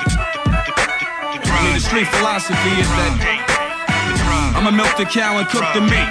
The grind date. At least I have some kind of food and drink. Because sometimes you can't come back. Like Mama said, if you need 5 cents, don't ask for 3, ask for 10. That's what's up. Rhyme artist, I ain't here for that. I was born with the boom bap, respect the name. My hands-on experience was hands-on my first contract. Taught me quick how to respect the game. Introduced to the block, got used to the block. But your neighbors be the ones that throw on your lawn. It's like every single time we pop, they got annoyed, but we got ahead and we got along. And putting work on them calendars, worse on them calendars. Were the hump days that broke the camel's back. The grind to make today look great and paint a tainted picture of tomorrow's in enamel black. Meat grind, street grind, son, whatever the beast. I'ma take it at the horns to the pinky toe corns and show you why we here this long. So when it comes to putting in work, once again it's on. I'm just like everybody else, man. Average with above average potential. You know what I mean? I'm not saying that I'm a gentleman. I'm saying that I know how to act like a gentleman in order to get the things that I need. And if I gotta come out my bag, I'ma do that. This ain't no accident, man. We staying here. You're damn right I'm proud of myself, man. And I'm proud of my team, man. I don't want you to get the wrong... Yo, baby, on the real... I don't have sex with people that I do business with neither, and that's the real. But I do business with people that I have sex with. So if there ain't no conflict, let's get this grind on, cause I'm out of you. That's work. De La Soul on Triple J and the grind date. A bit of contemporary business ethics there. Wouldn't it be great if Donald Trump did business with the people he had sex with or something like that? 25 past 7 on the Jays. Adam and Will with you. Very excited this morning. I was rustling through my mailbox quickly and I saw a little, as opposed to an envelope box. I always like to think cardboard box big enough to maybe hold a present. You might get sent a book or something a bit interesting. They often try and T-shirt. When there's TV shows coming on that they know really aren't that special. You can often judge how unspecial a TV show is going to be disproportionately by the size of the promo pack you get sent. It's so true. Like, because the 2 biggest ones we've got this year, without a doubt, were for Catwoman. Oh yeah. Didn't we get some merch for Catwoman? I think they were sending us cats. I thought I was actually in the movie Catwoman with the stuff that I had. I was getting actual props from the movie. Yep. I got sent Halle Berry for a weekend to do with as I please. Just please plug my movie. Sure. Please convince people to see it before word of mouth gets out there. Absolutely. And the other one was without doubt the Cooks. I was having dinner with a friend last night and offered them some cracked pepper out of one of those big restaurant-sized cracked pepper. Cool. Well, at the other end... Rosie Beaton has mine. I gave mine to Rosie. At the other end of the spectrum, something that arrived this morning, you haven't seen these yet, I'll show them to you. Possibly, they're a little bit disorganised, possibly reflecting the fact that this was actually quite successful and they don't need our help. We've just received 2 T-shirts. Open that up. Plug in the documentary... Super Size Me. Remember the McDonald's thing, that Morgan Spurlock guy? He came out about 4 months ago when we talked to him on the show. We had him on the show in what, May? Great, don't get me wrong, great doco. They've finally sent us some T-shirts. Now, it was in a box, I had nothing. Strictly, maybe there's a DVD or a game coming out or something like that. But I love that. So, great stuff. Thank you very much for the T-shirts. Morgan Spurlock and the crew. Well, I actually was going through my mail this morning and I got this invite to the premiere of Juice Bigelow, Male Gigolo. Really? So that's good. God, they would have sent some promo with that. Exactly. Oh, hang on. And just under this, in this next envelope, who will win the first series of Survivor? Whoa! Will it be Richard Hatch? Who knows? Well, that's good. Only one way to find handy. out.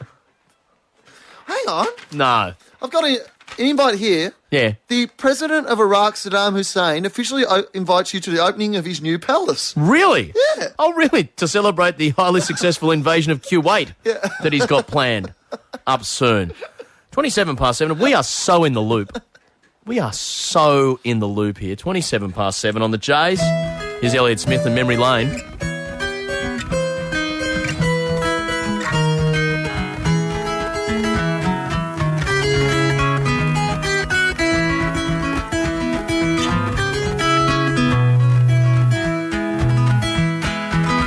This is the place you end up when you lose the chase, where you're dragged against your will from a basement on the hill.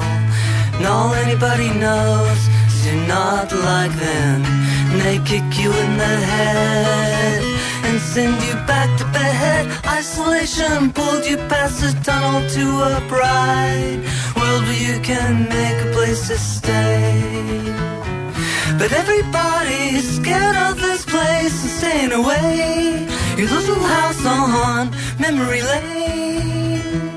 The mayor's name is Fear. His force patrols the pier from a mountain of cliché that advances every day.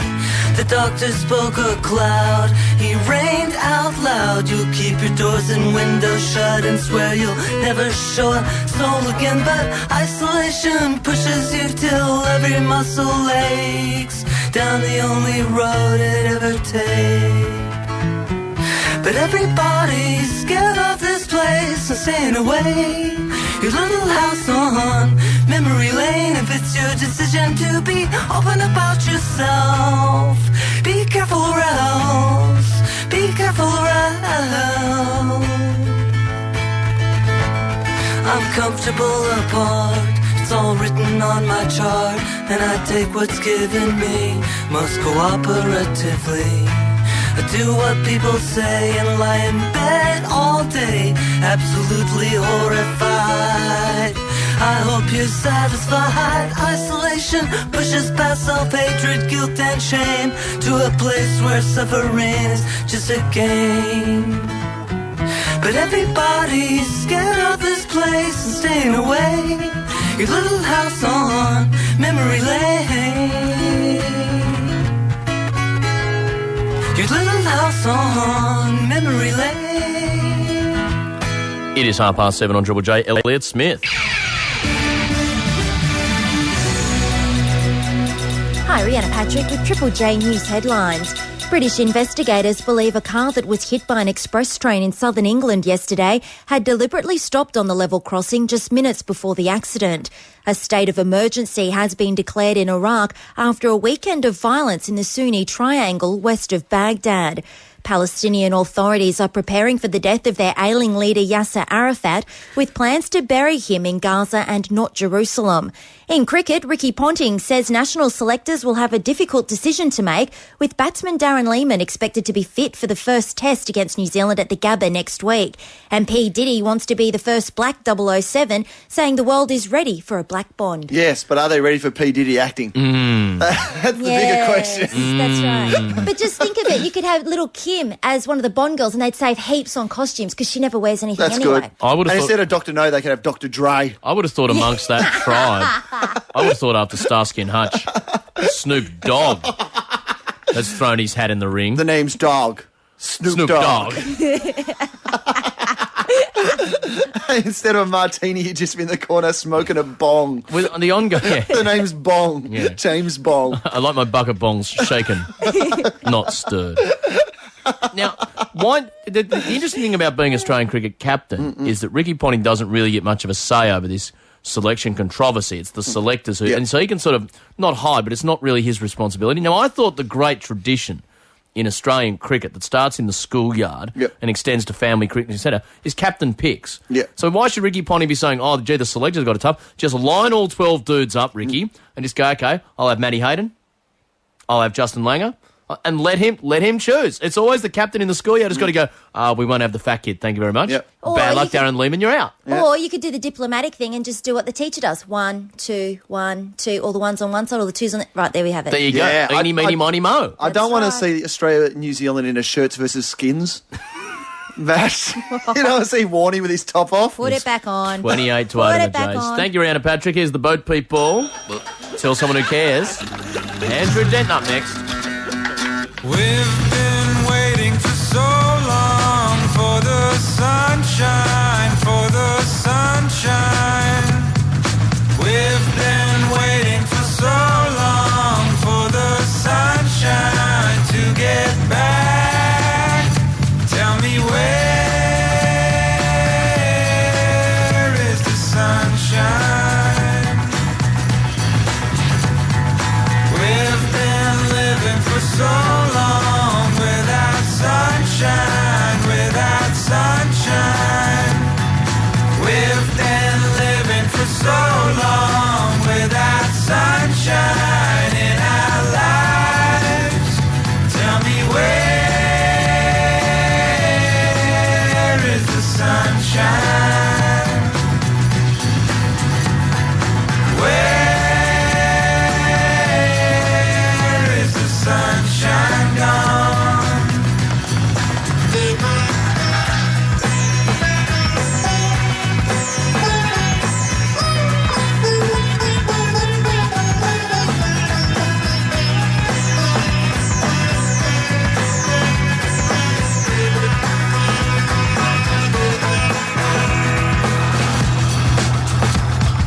We've been waiting for so long for the sunshine, for the sunshine. We've been waiting for so long for the sunshine to get back. Tell me, where is the sunshine? Where is the sunshine gone? Still I walk, but I leave some faith in the sunshine. Still I'm broke, but I leave some faith in the sunshine.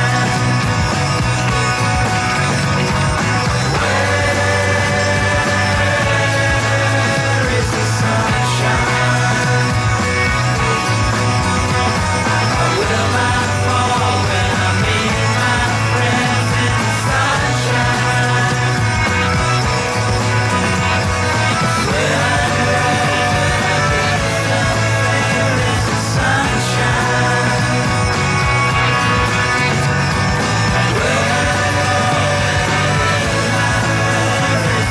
Sunshine, sunshine, sunshine, sunshine, sunshine, sunshine, sunshine,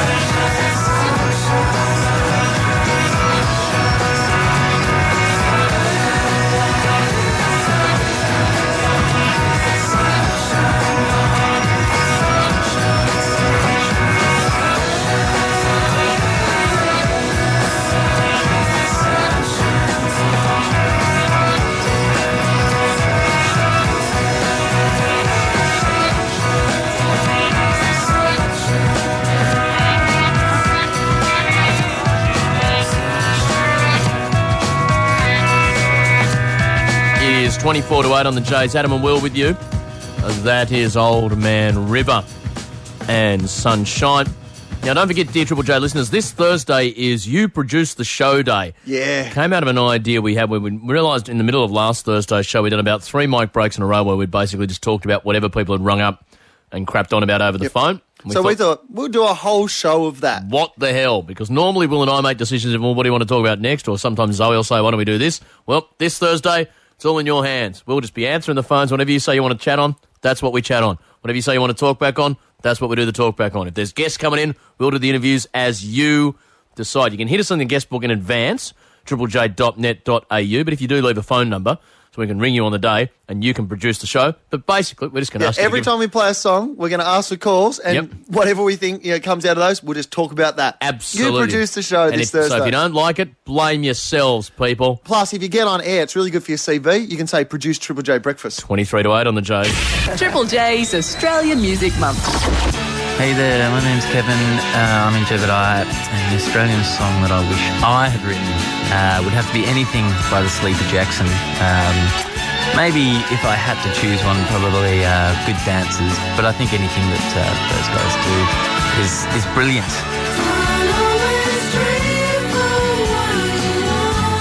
Their melodies make me quiver.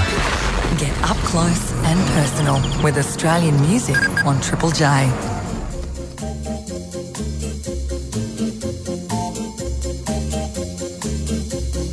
Denton, Denton, Denton, Denton. Andrew Denton.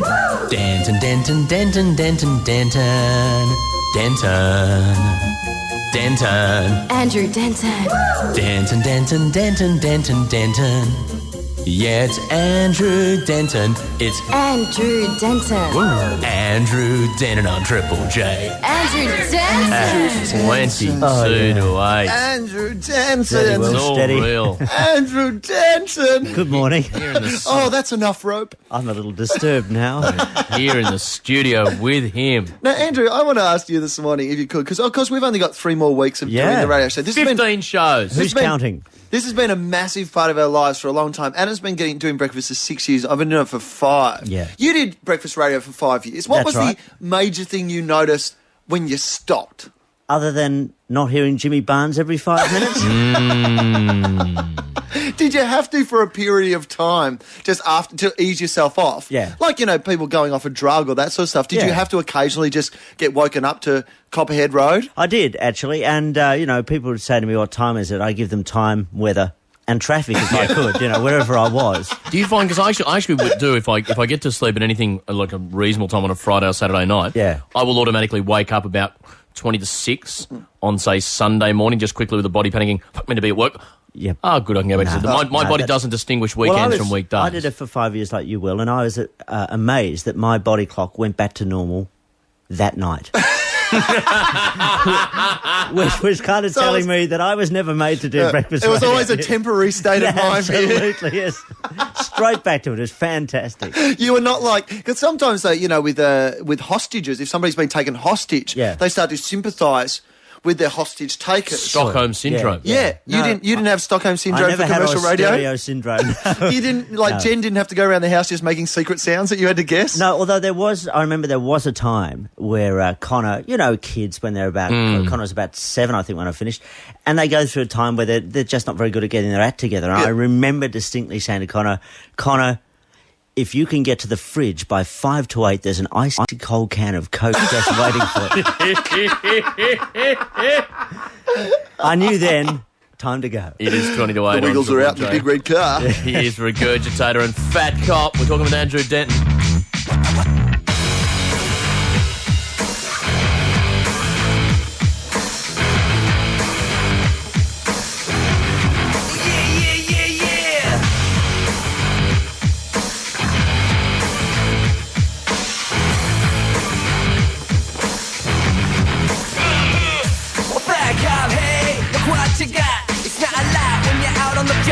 With all of them criminals that outfind an action, but you just got time, 90% of your fraction. Taking out the food halls and filling up the semis.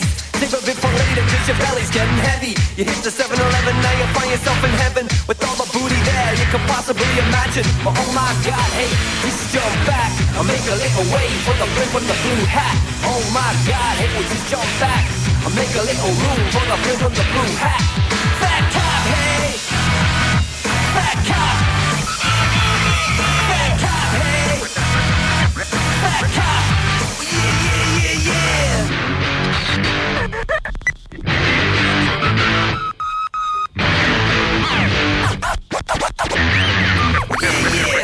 You got me running and then ain't nobody follows. and I'm in the clear, cause he's got himself a Fredo. The rapper flips off, covers up there on his eyes, but he just stops still with no point to try. Well, just be meek, don't scream and don't shout, but just let him tell you what he feels it's all about. There's food on the table and there's food in his car, there's food in his face even hours after dark. But oh my God, hey, just jump back, I'll make a little way for the brim from the blue hat. Oh my God, hey, we just jump back, I'll make a little room for the brim from the blue hat. Fat cop, hey, fat cop, fat cop, hey, fat cop, yeah.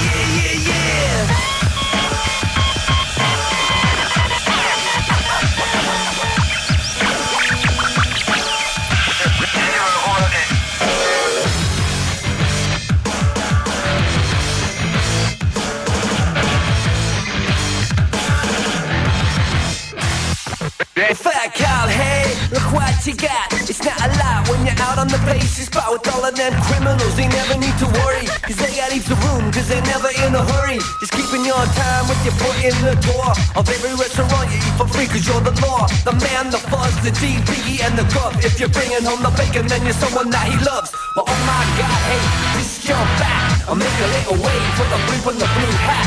Oh my God, hey, we just jump back, I'll make a little room for the brim from the blue hat. But oh my God, hey, we just jump back, I'll make a little way for the brim from the blue hat. Oh my God, hey, we just jump back, I'll make a little room for the brim from the blue hat. Fat cop, hey, fat cop, fat cop, hey, fat cop, yeah, fat cop, hey, fat cop, fat cop, hey, fat cop, yeah. Regurgitator and Fat Cop on Triple J, 17 to 8. Let's have a look at episode 87. Devil's number of the weather. Townsville, fine at 31. Brisbane, local heavy rain in 24. Newcastle, mostly fine at 23. Sydney, where at the SBS television studios, the great Johnny Warren did all his fantastic work for Australian soccer over the years. Farewell, Johnny. 22 degrees. Canberra, fine in 19. Hobart, cool in 15. Adelaide, fine in 22. Perth, fine in 25. Darwin, showers today in 33. Alice Springs, fine in 31. Melbourne, morning drizzle, then mostly fine at 18 degrees. It's 16 to 8 on the Jays. Be good if Lex Murray commentated Johnny Warren's funeral too, wouldn't it? Well, Les Murray, that'd be Les awesome. Murray would just bring a bit of that to that, I reckon. Now, Andrew, you brought something in for us this week. I did indeed. This is from... look, I like collecting strange things, and one of the best magazines for it, which you probably know, is called Harper's. It's an American magazine. They have at the front of it a thing called Readings, where they just collect shit from all around the world. And this is a collection of actual cases heard in the US civil and criminal courts. Oh, nice. Very litigious society, the US. Incredibly litigious, but there are some fantastic names come up against each other. I'll start with some of the simple ones. True Love versus True Love. Plough versus Fields. Henny Penny versus Chicken Little. That was a tough one. Really? And then it gets more complex. Are you serious? No, these are all true. Gets more complex. I Am the Beast 666 versus Michigan State Police. It's just trying to imagine what these cases were. Who got up in that one? 666 always. I think I saw that on Law and Order. Yeah, that's really right. weird case division. Did you see this? Friends of Kangaroo Rat versus California Department of Corrections. That was a very good one. The advance... I thought you said Kangaroo Jack. No. Kangaroo Rat. There was no friends of Kangaroo Jack. I thought it was the fans of that film trying to stop the producer being sent to jail 8 to 10. Here we go. Advanced Weapon Novelty Company versus the Benevolent Protective Order of Elks. Too close to call. Absolutely. They called it off at half-time. There were a lot of jurors had to excuse themselves on that one. Now, this was a hard case. The Badass Coffee Company of Hawaii versus the Badass Coffee Limited Partnership. Whoa. This one I love. The Easter Seal Society for Crippled Children versus Playboy Enterprises. I have no idea how these two... Unless Playboy were trying to pass themselves off as crippled bunny children, I really don't know. It's enough to drive a New South Wales judge to drink. Oh, that could never happen. Short versus long, pretty simple. People versus booger. Clink versus loony. And this one, I think the best of all, listen carefully, United States of America versus 2,116 boxes of boned beef weighing approximately 154,121 pounds and 541 boxes of offal weighing approximately 17,732 pounds. Your Honour, case adjourned. Did the US government sue the beef and offal, or did the beef No, and just offal... some of it. Just some of it. In this age of terror, you cannot let offal pass unexamined. Enough rope's finished for the year, hasn't it? Yes, I have a little bit too much You've got time a bit of on my spare hands, time yes. to hang around. It's 13 to 8 on the Jays. Can't wait for our Trident segment next week. Bye-bye. Here's Little Birdie. Tonight's the night. But you know it's true, I've given up on you. Take your time, hold on to all you have, 'cause I am holding your hand so tight tonight. But I try so hard to make it up to you. I can't wait, I can't help myself, 'cause I am holding your hand so tight tonight. So that I can love you, anymore. So that I can feel you,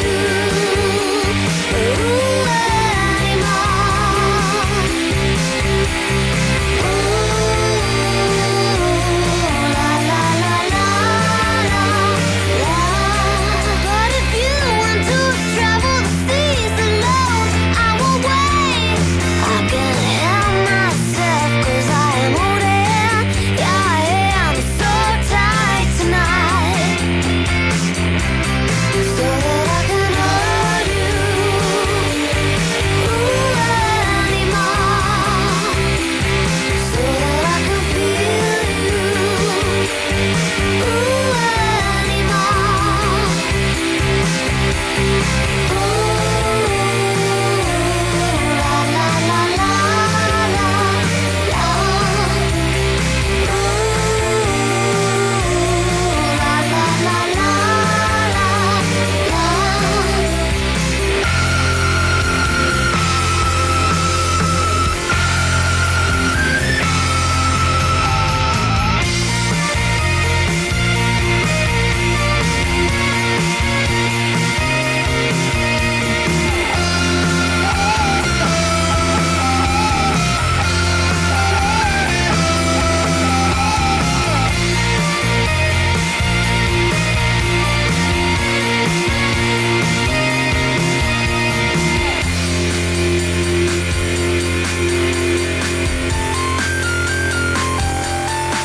but you know it's true, baby, you make me blue. I am lonely for tonight. Baby, come on, come on, and hold me tight, so that I can hold you, anymore. So that I can feel you, anymore. So that I can feel you,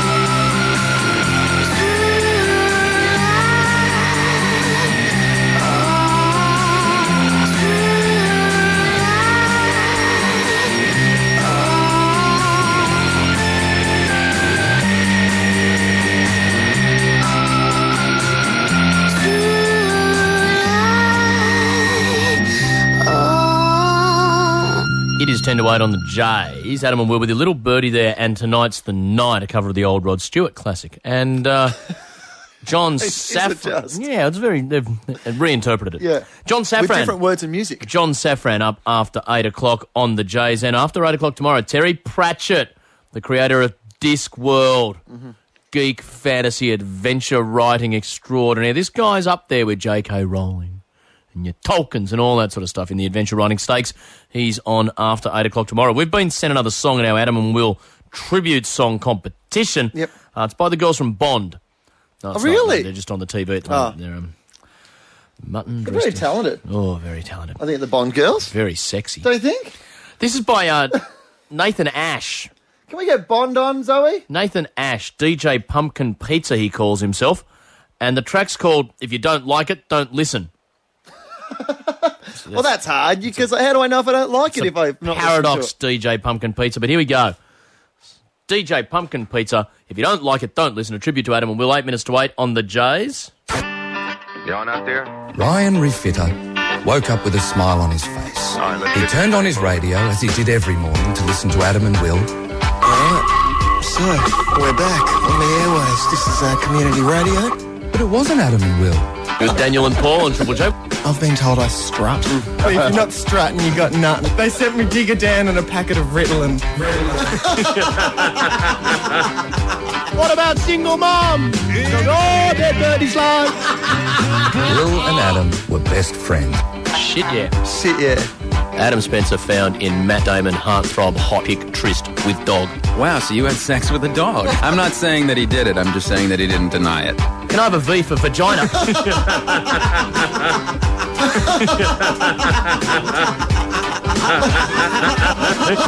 Get in the fucking way! Mark Holden was just, I think, taking acid. Yeah. And it was only because you're an asshole. What about Spence? He rode around town with his orangutan. He lived with his mom. Is it my imposing physique or the wonky eye? It was the breath. I'd like an explanation as to how Adam knows that the Pizza Boys feature in porn films. Hooray! Said Adam. Tell you what, that's what I'm talking about. Oh, and no one had sex. So you can teach this to any stumbling baboon? And Will Anderson. Dumb it down, dudes. Let's just dumb it down. What do we want? Another vodka, thanks. And then I just sort of sit there and dribble.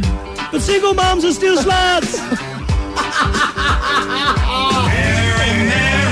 See, hun.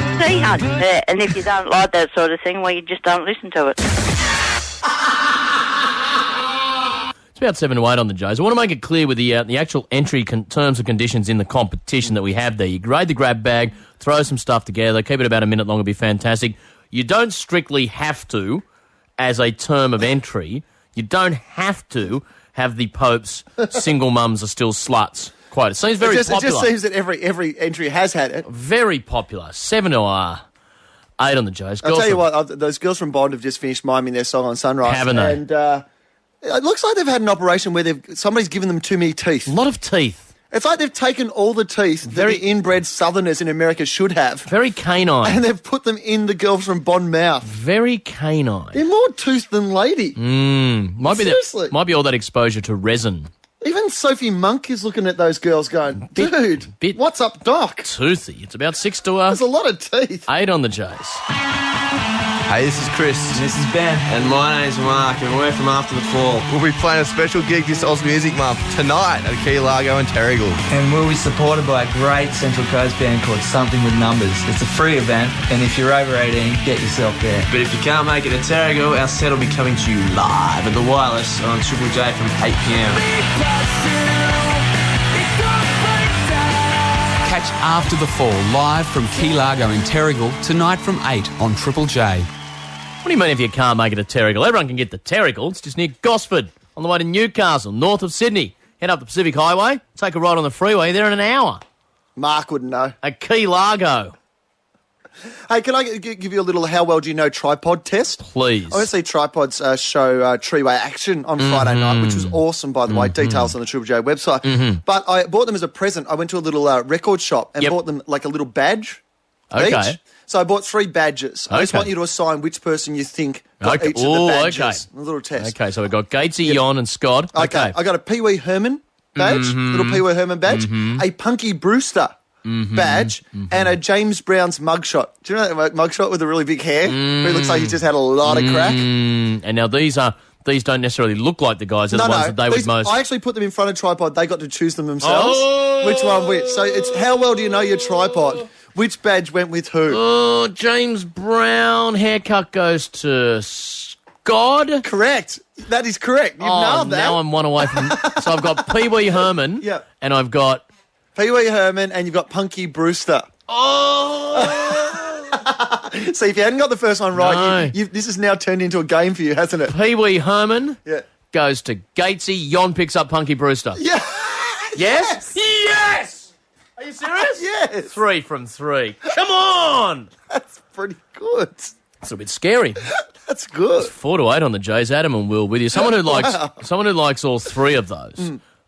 Punky Brewster, James Brown and Pee Wee Herman is John Safran, who's up next on the show after 8 o'clock. Here's Ted Leo and the Pharmacist. Me and Mia is this track. As I was walking through a life one morning, the sun was out, the air was warm, but I was cold. And though I must have looked a half a person to tell the tale in my own version, it was only then that I felt whole. Do you believe in something beautiful that get up and be it? Fighting for the smallest goal to get a little self-control. I know how hard you try. I see it in your eyes. Call your friends, 'cause we've forgotten what it's like to eat what's rotten and what's eating you alive. Might help you to survive. When orders we were on a mission, latest in a grand tradition. What did we find? It was ego who was flying the banner. Me and Mia, Ann and Anna. We've been unkind. Do you believe in something beautiful? Then get up and be it. Fighting for the smallest goal to get a little self-control. I see it in your eyes. I see it in your spine. We call you friends 'cause we've forgotten what it's like to eat what's rotten and what's eating you alive. Might help you to survive out. Even the nights they could get better, and even the days ain't all that bad. And after a week of fighting, more and more it seems the right thing. Do you believe in something beautiful? That get up and be it. Fighting for the smallest goal to gain a little self-control. Won't anybody here just let you disappear? Now doctors know your mom and dad, but me and Mia, Ann and Anna know how hard you try. Don't you see it in my eyes? Sick to death of my dependence, fighting food to find transcendence, fighting to survive. More dead but more alive. Cigarettes and speed for living, sleeping pills to feel forgiven. All that you can try, and all that you're deprived. While the bourgeois socializer telling you you've got to change, don't have any idea. They'll never see so clear. But don't forget what it really means to hurt. 'Cause like when you don't really need it, someone dying for a cause, but that don't make it yours. And even the nights they could get better.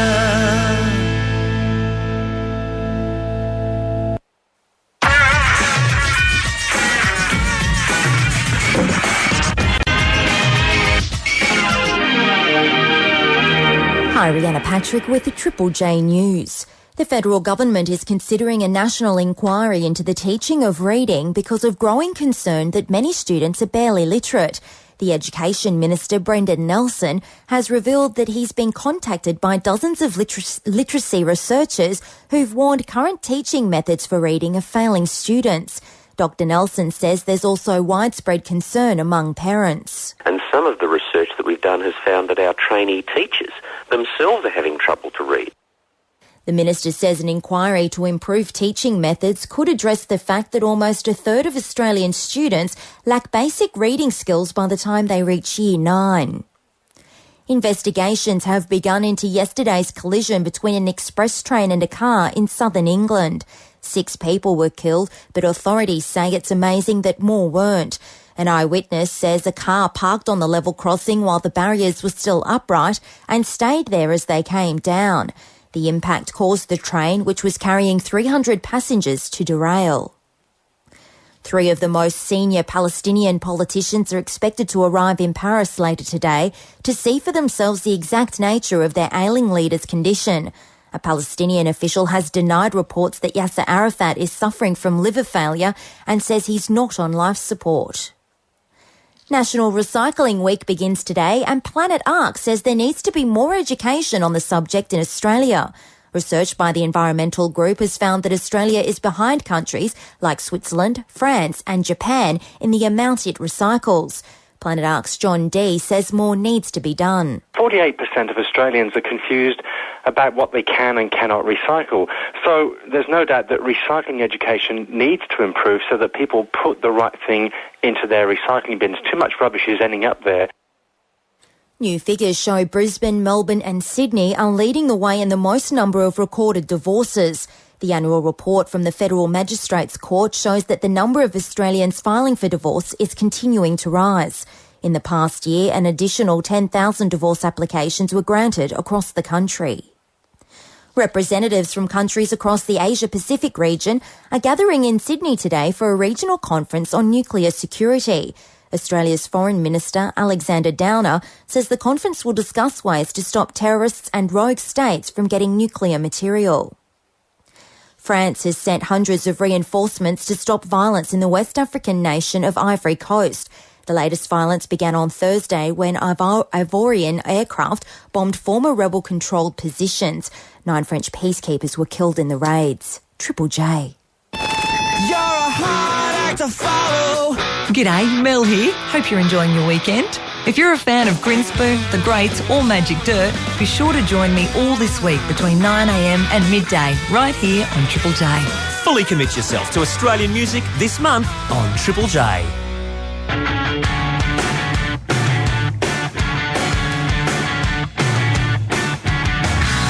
wish my room was round. The right angle bugs me in. The air is thick in here. No windows open, light is dim. Radiation ray that keeps my feet on common ground. Time has been delayed. The doors shut, don't make a sound. I'm stuck here forever. Waiting for the never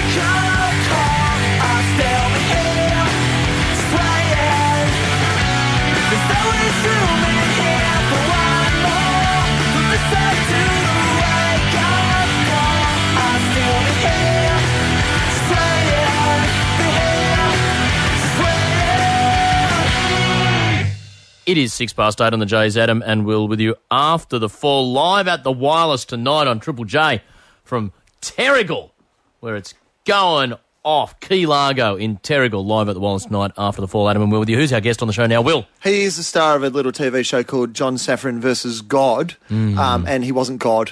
So I'm guessing it's John Safran. There you go. Hello, how are you? No, my favourite TV show of the year, by the way. I just thought it was absolute cracker. Even better than America's Next Top Model? 'Cause that's the other one you're really keen on. Okay, I've got to be honest with you. My second favourite TV show of the year behind America's Next Top Model. Best free-to-air. Congratulations. I don't take compliments well. I get all like hostile and stuff, so I prefer like aggressiveness. Really? Yes. Well, yeah, I don't like you personally. I think you're a bit of a prick. Is it hard though? Because like when you make something like that and people do want to tell you, how good it is it hard to like? What do you normally say when somebody says something like that? I don't. The worst bit is if someone comes up to you and you're with your mates, because then you've got like two audiences. You've got your mates who you're like a smart ass with, right? Yep. And then you've got these people who you kind of like try to be really graceful and stuff like that. And you're either and your mates just go, oh, you're a wanker.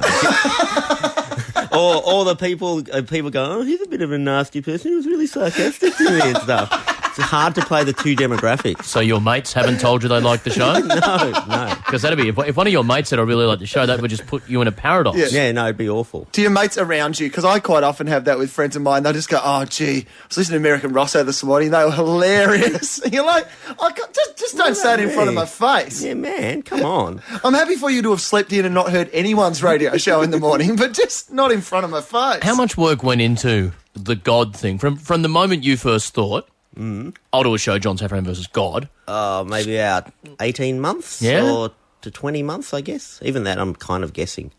Is it one of those things, do you know when you're making it that it's good? Or do you do you have to wait until it's on TV and people see it to know? Oh, some things, the problem, because it was shot like a doco, right? So you're there with this camera crew like for 2 days or whatever, shooting 20 hours, and then like the actual bit where you vomited the peyote, that took about 13 seconds. So it's like it's so diluted that you're kind of going, oh, I don't know. But then obviously, you cut out all the bits around the vomit, and then double up the vomit too, because you've shot it from two camera angles. Nice. So therefore, and there's this new thing double the spew. The new thing in the edit suite where you can like flip the image, so you can actually do it 4 times now. So like the vomit can go 4 times as long. Hang on, he's vomiting backwards there. You can invert it. You're vomiting into the air, like a volcano. The DVD's out. Is there a DVD scene where like the vomit comes back, perhaps up into your mouth and? Where were you? That would have been great. No, but lots of bonus features, yes, all that kind of stuff. Is it one of those things where when you film like that much stuff, do you sometimes even discover where the story is once you get back into the editing suite? Oh, yeah. No, definitely. Absolutely, yeah. And it was scary because sometimes we tried to discover the story and there was none there. After a few days digging, we got nothing here, John. I'm sorry. Yeah, like gotta be a story, like an old time prospector. Just go, I'm sure there's gold here somewhere. John, go out the back and like vomit, and we'll do it a real ultra close up. So it looks like you're in Haiti. Cut away spew shots. Vomit on this blue screen. The final episode. Which was the exorcism is the thing that people have been asking me. They've been coming up to me saying like, was that for real? What's going on? Is that one of those things where we got seriously large amounts of phone call, internet traffic straight after that it went to air? Is that one of those things that you don't want to talk? You don't. Well, I know why they're asking us. I was going, I don't know. There's never been an exorcism on the Glass House, dude. Oh, what? The Glass House? Never seen that. Yeah. But is that the sort of thing that you don't want to talk about? Oh, no, because I'll talk about it. I've tried to reveal the magic, but no one listens because it was either hypnotism or exorcism, and so like I remember being lulled into it and coming out of it, but not really in the middle. That's why I didn't say anything. But what people saw on the screen was happening, wasn't it? Yeah. The only thing was like he lulled me into it like over like half an hour, if you know what I mean. So we cut that out. So he was like trancing, doing all that kind of stuff for half an hour. And we cut that bit out. And also, he probably was a bit of a nastier piece of work than he came across as, because, like, Oh, he came across as pretty nasty. Oh, yeah. But you're saying he's ultra nasty. Oh, yeah, like, definitely I wouldn't get my credit card out around him kind of thing. Yeah, right. But can you remember what it felt like when, what appeared on TV for demons to be coming out of your body? Can you remember what that actually felt like? Well, there was one point when they're holding me down and they were bending my arm at such an extreme angle that I kind of broke out of it, and that I kind of remember. But besides that, it was like he just lulls you into it and you just kind of scream and you don't really kind of remember. How was that for you to watch back then? Oh, no, it was fun because I was thinking, yeah, if we kind of run this twice and then flip the image. Exactly. This exorcism will go on for about 20 minutes. Multiple demons. And speaking in tongues and doing all the expression, is that good for your abs? Because I've noticed that vomiting can be very good for your the abdominal muscles that are involved in that. Interesting you bring that up because there was this one shot that was a really good shot because he's hugging this little kid and it's really kind of a bit sends goosebumps up your spine, except it was a wide shot and I was wearing the cameraman's shirt because my shirt was like, all my clothes were all, soiled and stuff like that. And he's like one size smaller than me. And I noticed I didn't look that impressive. And I had to make this There's kind a dilemma. Yeah, I had to make this thing, like the shot was so good because it was so creepy because he's hugging this kid. But I've got love handles. Yeah, I don't look good in that shirt. Yeah. Can we fix that in post? Can we get some CGI on my gut? Yeah, CGI a six-pack in on me, and we've got the shot. The exorcism's all real, but John Safran's body in the shot may not be. May have been enhanced. And it's really bad when, like, your reputation is you don't worry about that type of stuff. When really... No one wants to hear, like, John Safran going, oh, no, I don't think I look good in that shirt. They want me being edgy and stuff. We'll play a quick track. You can do some crunches and work on your side obliques. And we'll talk to John Safran again soon on Triple J. Her name was Truth. She was a horrible liar. She couldn't spend one day alone, but she couldn't be satisfied. When you have everything, you have everything to lose. She made herself a bed of nails, and she's planning on putting it to use.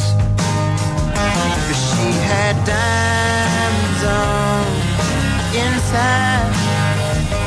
She had diamonds on inside. Diamonds.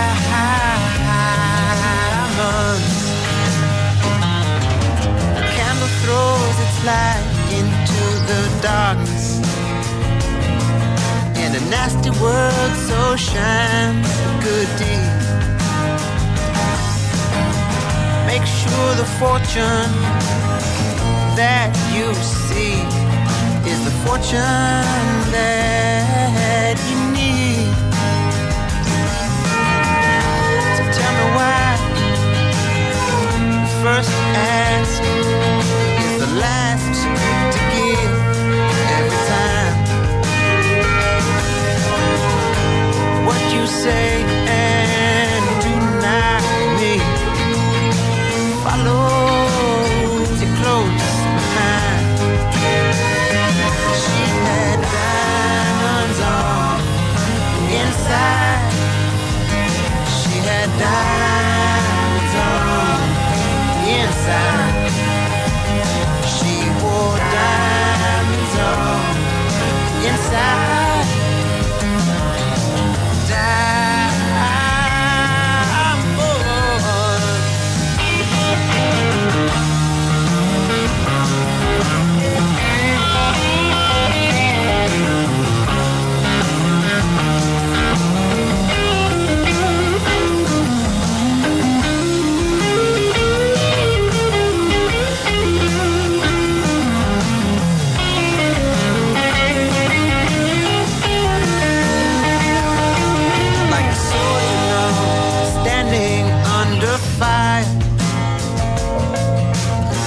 Change comes as a relief. Let the giver's name remain unspoken. She is just a generous feet. But she had diamonds on inside. She had diamonds on the inside. She wore diamonds on the inside. Diamonds.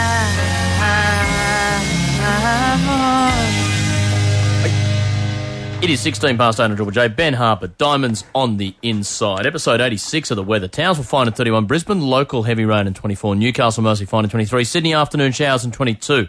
Canberra, fine in 19. Hobart, where the University of Tasmania has to do something to address the genocide of krill in the southern Antarctic Oceans due to global warming. Cool in 15. Adelaide, fine in 22. Perth, fine in 25. Darwin, showers today in 33. Alice Springs, fine in 31. Melbourne, morning drizzle.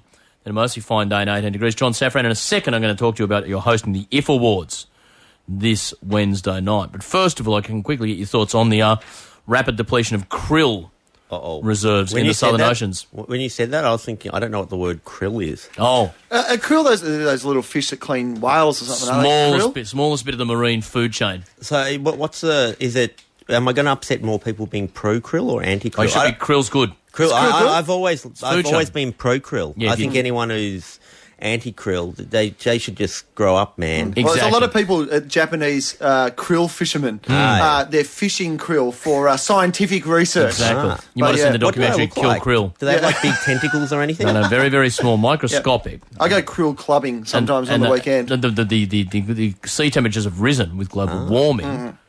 If that's actually happened. Yeah. And that's killing off the krill, who are the bottom of the food chain that support the fish, that support the whales and everything. If you remove a part of the food chain, it can have catastrophic effects on the entire biodiverse system. You know, I had this book, and it was about these extinct species, right? And I was showing all these things that were once here but weren't here anymore. Actually, I think everyone knows what the word extinct means. Sorry about that. Welcome to John Safran over-explains things. But when you say this was in a book, what's a book exactly? Like paper and stuff with staples in the middle, right? But most of these, and pretty much all of these animals, didn't look that much different to animals we still have around. So I was like, what did it matter? It wasn't like there was like this. Oh, okay. It wasn't like there was this three-headed kind of, green and pink spotted thing. I think or whatever. It was like some bird that's strictly, extinct, but there's other birds that kind of look a bit like strictly, some professors in environmental science might suggest that biodiversity is important more than for just the appearance of it. Oh, yeah, I see what you mean. It's not a purely visual gig that. But stay tuned for his new series, John Safran v Evolution. Exactly. IF Awards this Wednesday night. You and Sarah Winter are doing the gig. What's going on? Are you pumped? Are you planned? Is it scripted? Is it auto-cued? Is it coming off the top of your head? Have you spoken to Rove? No. Nothing I'm saying is not unscripted. There'll be no spontaneity whatsoever. Okay, good. Okay, it's all... Just think of all the meandering sentences I've said this morning in this interview, and you can understand why everything's going to be tightly scripted. You know Sarah Winter, she's like in 24. Yeah. Yep, that's it. So you've done your research. Yeah, I was trying to hype it up. And she's got a half American accent, so it's going to be the world's most annoying TV because it'll be a combination of my lispy, squeaky whine and her half American accent. Nice. The two most annoying sounds. You are selling this big time. I'd say there'd be a fair bit of competition at the IF Awards, though, because Somersault won't win every single category, will they? I don't know. There's Tom White. What else is there? I'm really bad at this kind of pushing it, aren't I? No, it's going to be fun. And it only goes for an hour, which means it doesn't get long and boring. Unless they let you impro your opening piece. So far, your number one selling point is watch it. It only goes for an hour. but you'll want more and stuff.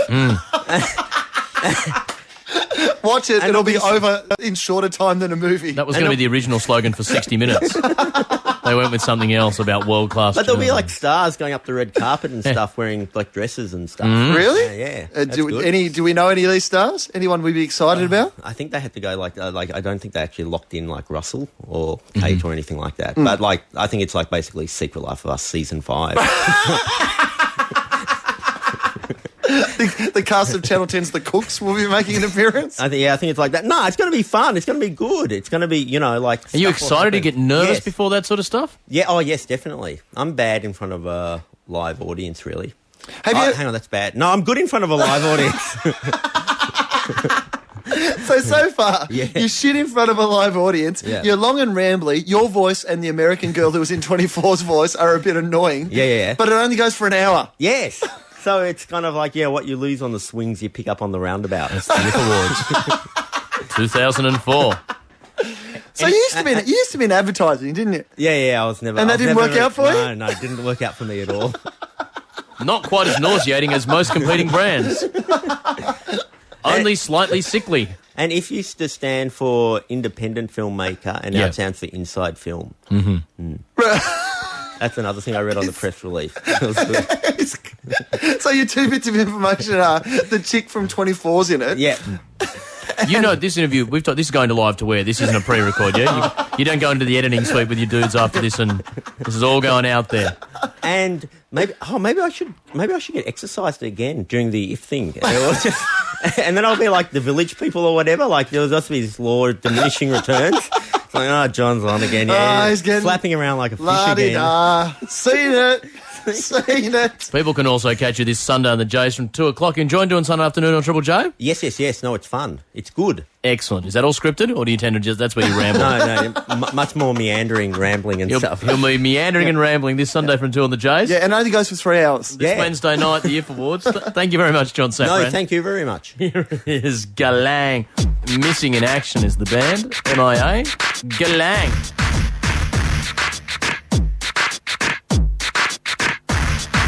London calling, speak the slang now. Boy say what? One girl say what? London calling, speak the slang now. Boy say what? One girl say what?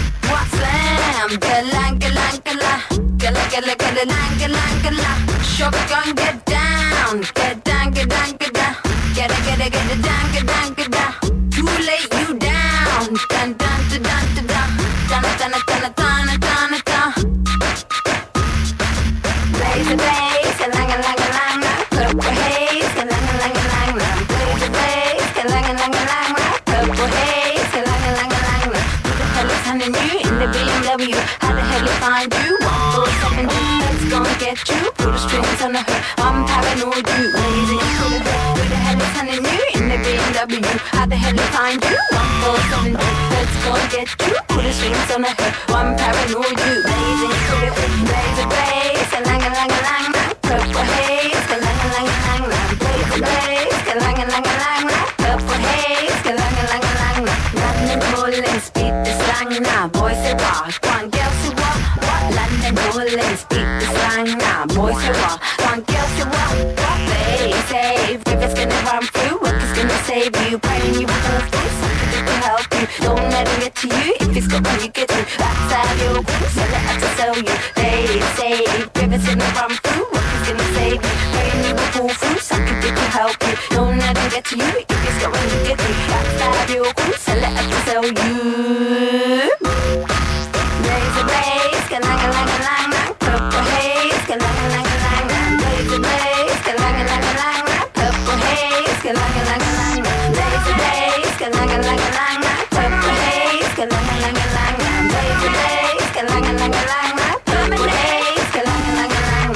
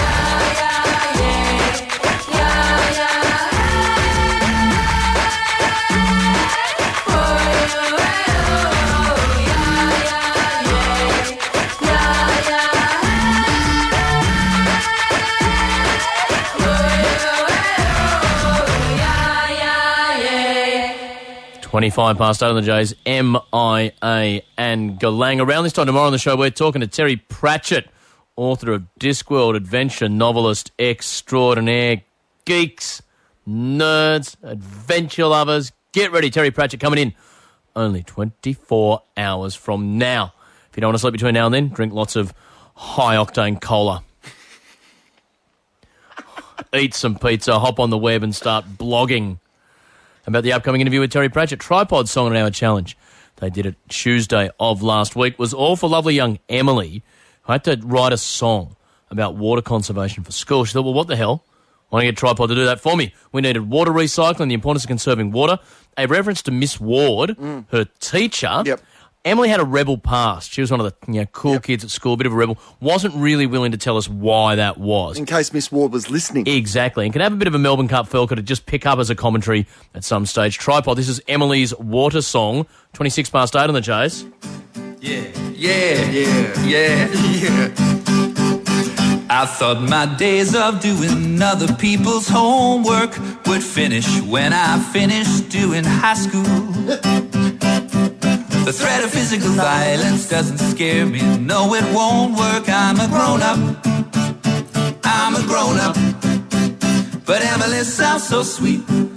Maybe just this one time I ought to help complete a little song about saving water. I can't very well say no on national radio, and Emily sounds so sweet. Hey, hey, hey, hey, hey. Limit your shower time by using a neck timer, but there's better ways of timing shorter showers. I would personally opt for singing Bowie's song Jean Genie or Blue Jean. Yeah, I mean, that gives you roughly the right amount of time. Any Bowie song with jeans in it, basically. Actually, any song with jeans in it. Everybody's wearing blue jeans. Just not Baby Makes Her Blue Jeans Tour by Dr. Who. That's just too long. And Emily sounds so sweet.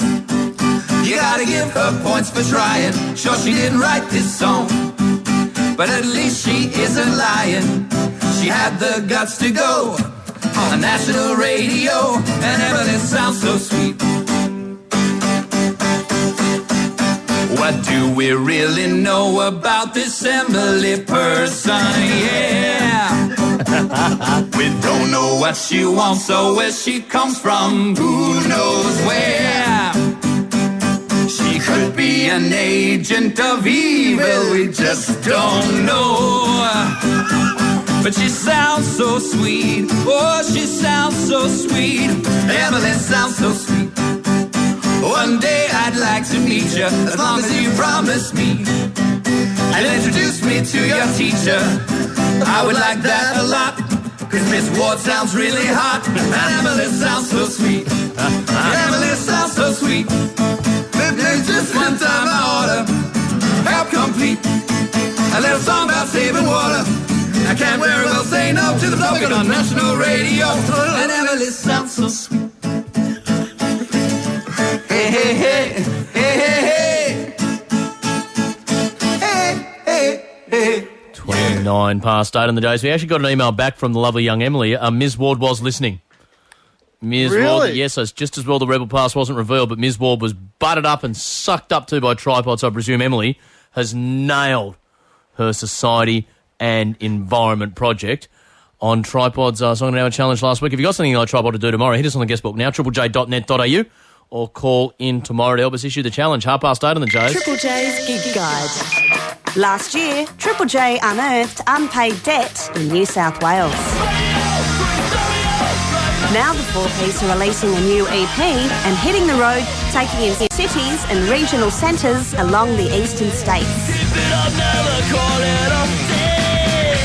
Catch Unpaid Debt when they come your way. Supported by Triple J. For more info, head to the Gig Guide at triplej.net.au.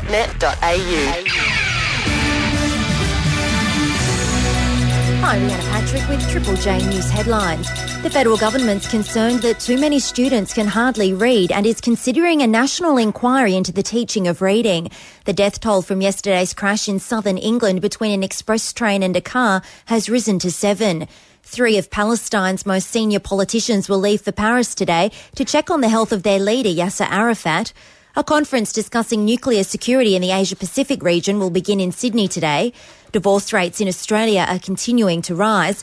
And in sport, Kostya Tszyu says he has no plans to retire after retaining his IBF super lightweight title. No, he's fighting Yasser Arafat. Oh, really? Yeah, next week. So Yasser, That's why Yasser wanted to go. Did Yasser passed on the Anthony Mundine fight that he was offered?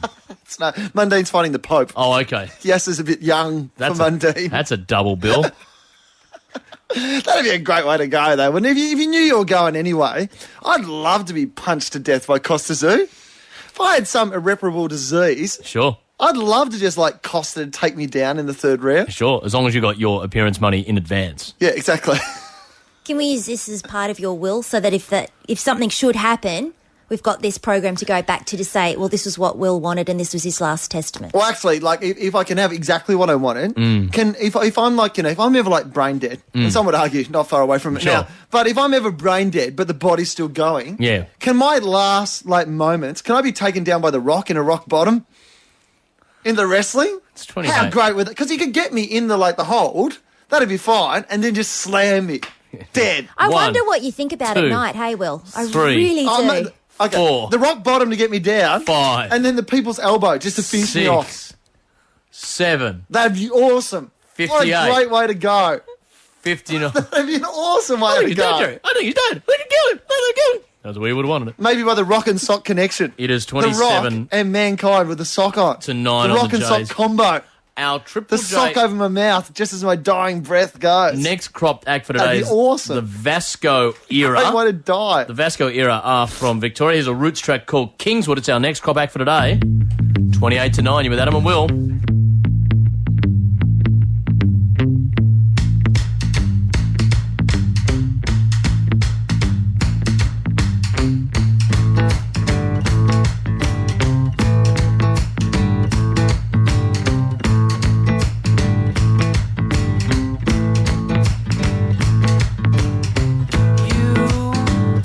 You can make me bleed. By my love, it's true. Move to the big city, and I will follow you. Well, I want you to know. I remember when you were gone. Well, I want you to know. I remember when you were gone, yeah.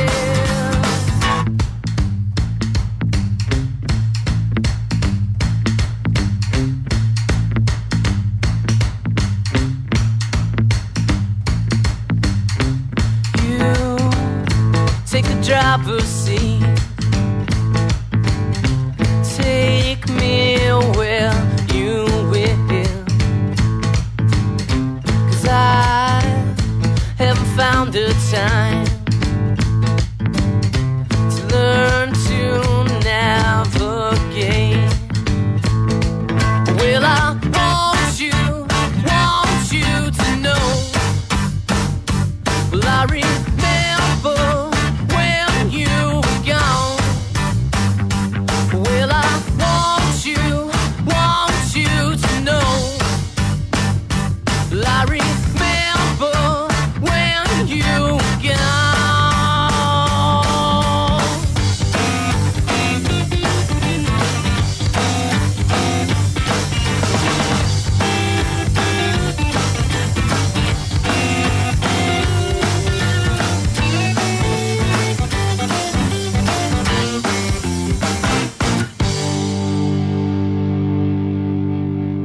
25 to 9 on the Jays. Adam and Will with you. That is the Vasco era out of Victoria and Kingswood, our next crop track for the day. Listen out, you'll hear the track played again with info about the band during the course of the day. And Triple J's next crop runs the entire month of November's. which is like the Oz It's music. it's our sequel to Rocktober. New Vemboz. New Vemboz. New Aussie music all this month, 25 to 9 on Triple J. Now, I was telling you earlier about my favourite sporting quote for a little while because Jason Gillespie, there was an awful pitch in India over the weekend, but the cricketers aren't allowed to comment on the state of the pitch. So Jason Gillespie's given it a bit of, look, I can't comment on the state of my pitch myself, but my mate just told me it's an absolute disgrace. There you go. Speaking to a mate, he said it's an absolute dud. And I just thought this is a great way of getting stuff off your chest, but not getting yourself in trouble. Oh, okay. You know, it's like, okay. You know, because it's not you. It's not you that's saying it. I'm not allowed. It's your mate. I'm not allowed to comment on my boss. But I was just speaking to my mate who said that he works us too bloody hard and should just take the foot off the pedal. Yeah, exactly. I mean, I obviously wouldn't say this myself, but my mate reckons motor race suck ass. Really? Yeah. Oh, okay. My mate. Okay. I wouldn't say that. No, of course not. My mate says. Sure. People have a right to know your mate's view on these things. Exactly. So I reckon there might be people out there at home who have something they'd like to get off their chest. Right. That their mate told them. Oh, okay. I mean, obviously you couldn't say it yourself. It would compromise you. If you think the people of Australia would have any interest in opinions your mate holds, okay. Give us a call, 1-800 055536. 1-800 055536. Just tell us what your mate thinks. Yeah. You couldn't say it yourself. You couldn't say what you really think about your boss. But what does your mate think? You couldn't say that the product you sell is a bit dodgy. Tell us if your mate's got an opinion. But what does your mate reckon? 1-800 055536. It is 23 to 9 on the Jays. Here's Interpol.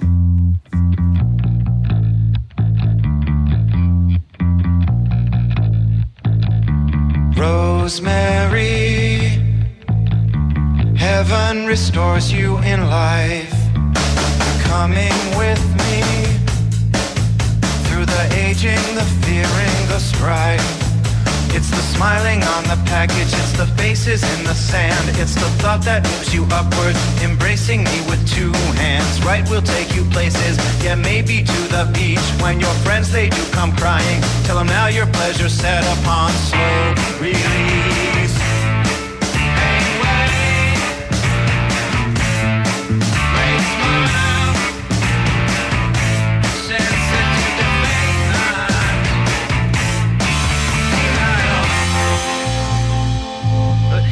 On trial.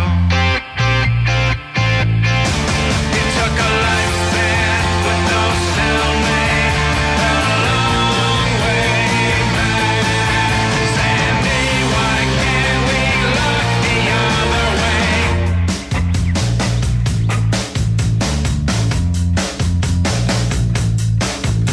We speak about travel, yeah, we think about the land. We smart like all people's feeling. I could take you places, do you need a new man? Wipe the pollen from the faces, make revision to a dream while you wait in the van. Anyway, great smile, sensei in the late night. But hey, who's on trial?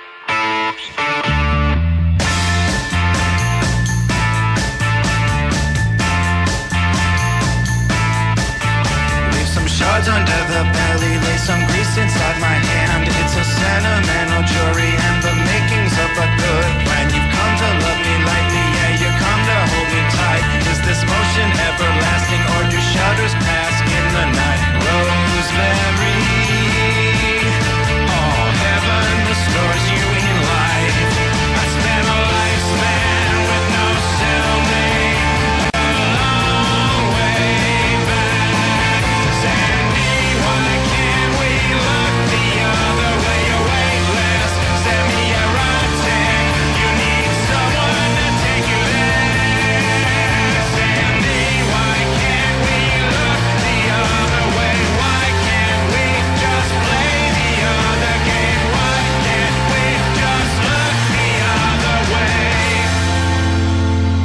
It is 20 to 9 on the Jays. Adam and Will with you. Interpol and Evil. We are trying to fashion what will become known in legal circles as the Jason Gillespie defence. Yeah. I can't say this myself, Your Honour, but my mate reckons. Just talking to a mate of mine, and they reckon ... It's the Jason Gillespie defence. We're giving a bit of a run on Triple J this morning. We've got Matt from Bondi and Sydney. Matt, what does your mate reckon? My mate, he pretty much reckons that anybody who gives their kids P plates for a Porsche Cayenne at $300,000 should be taken out and shot against a wall. Really? God, your mate's got a very strong opinion on that subject, Matt. Well, I'm at ease with economic divides, but he gets a little bent out of shape about it. Sure. It's very broad-minded of you to keep mates like that around. Well, don't even get him started on middle-aged wankers in Ferraris, for God's sake. Thank you very much, Matt. Oh, your mate has some opinions, Matt. Steve from Sydney, what does your mate think? My mate reckons that Wayne Arthurs is the greatest male tennis player of all time. Your mate's aboard the Wayne train? He's aboard the Wayne train. Is your mate actually Wayne Arthurs? Because I think that's the only person who reckons. This guy's got a dossier of all the times that Wayne's been knocked out in the round of 128 in all the slams that he's played. Right. And he reckons that the guy who's won that game has gone on to win the tournament. And Wayne's always had an excuse. So he's always had the injury at the wrong time. Thank you. Thank you very much for telling us about your mate, Steve. We've got Jen from Kensington on the line. What does your mate reckon, Jen? My mate thinks that my boss drives a poor man's Porsche. Your mate thinks your boss drives a poor man's Porsche. Yeah. Now, obviously, you wouldn't say that yourself about your boss, would you? No, because I might lose my job because they're very touchy about their Porsches. Oh. They have identical Porsches in their boxes, unfortunately. Oh. So you wouldn't say that yourself, but your mate has opinions on it, yeah? Oh, definitely. Huge opinions. I think if my mate ever met your mate, sounds like they get on really well. I think I totally agree with where your mate's coming from. Thanks for your call. Thanks, Adam. Bye. John from Carringbar, what does your mate reckon? Oh, look, my mate just rang me and he told me he saw Wolf Mother last night and he reckons they should be called Deep Zeppelin. The Black Purple Show.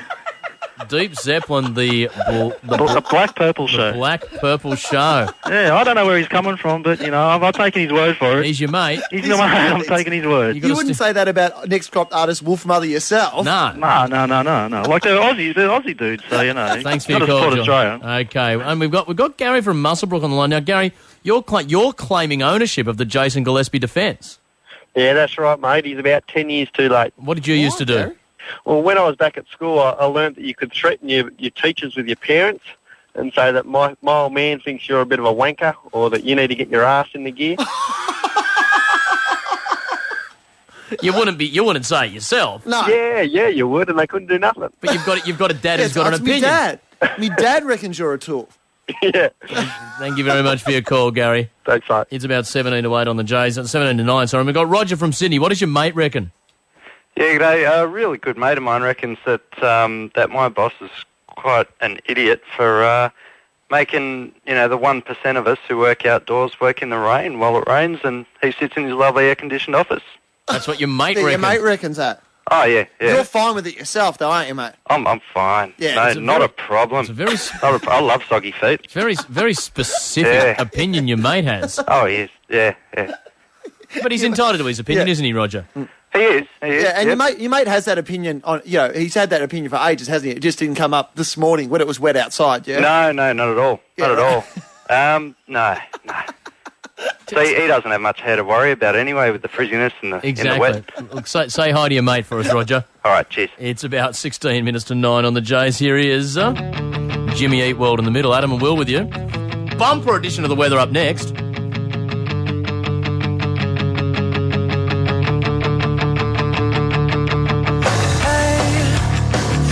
Yourself off yet. It's only in your head you feel left out or looked down on. Just try your best, try everything you can, and don't you worry what they tell themselves when you're away. It just takes some time, little girl, in a little out the right. Everything will be just fine. Everything will be alright. Hey, you know they're all the same. You know you're doing better on your own, so don't bother.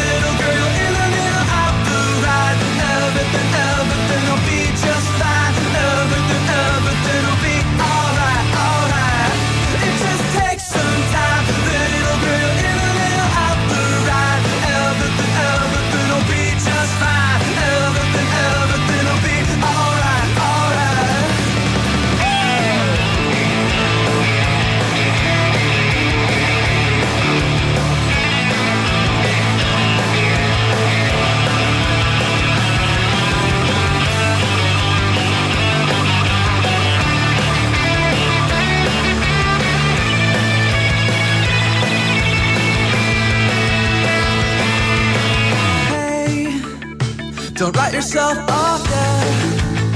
It's only in your head you feel left out or looked down on.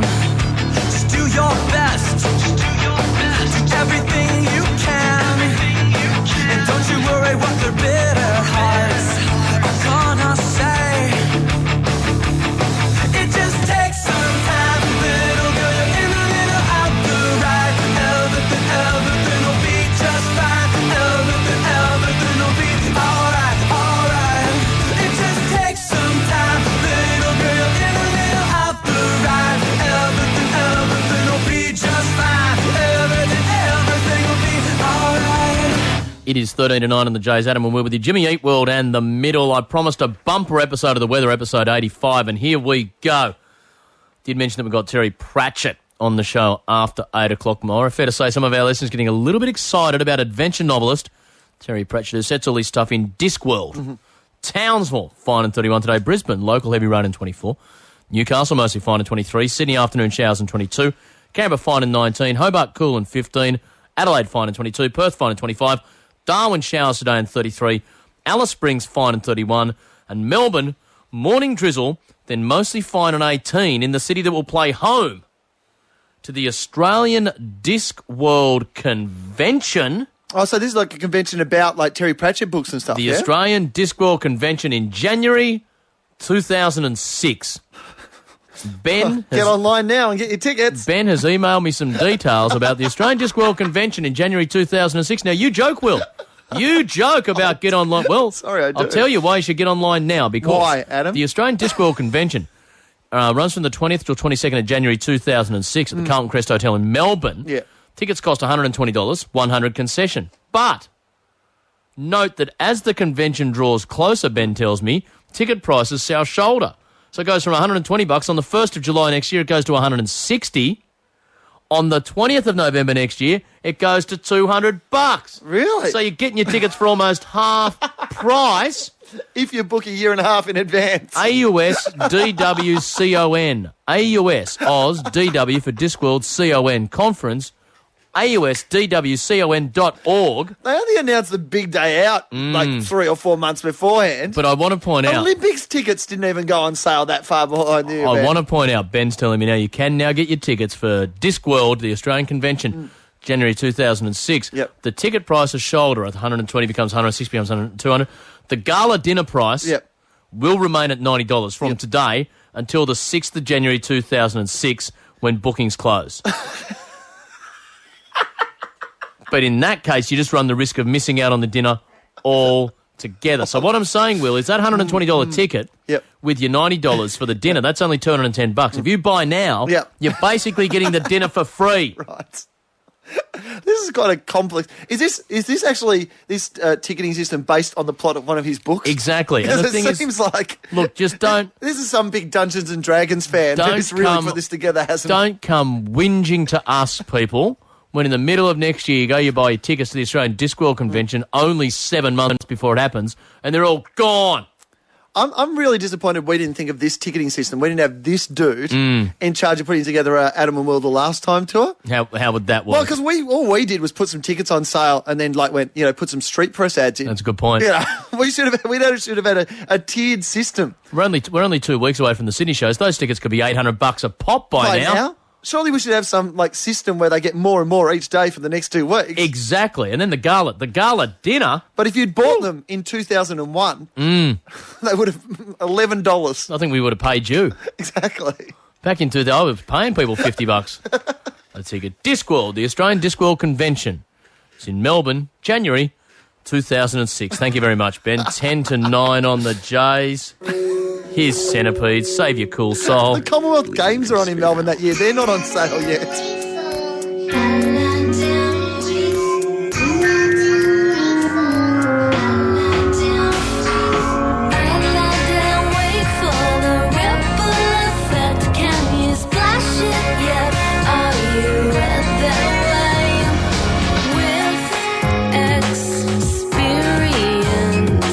Today's the day I go away in a flash of brilliance.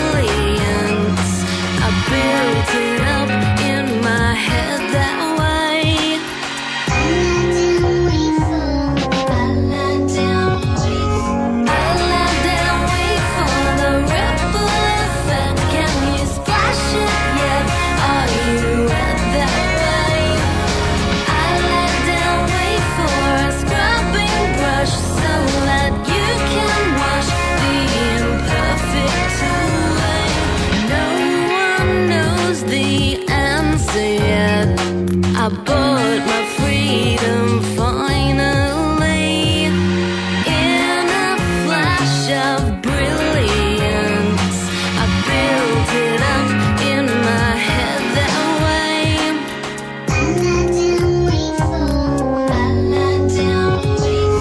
I lie down, wait for the ripple effect. Can you splash it yet?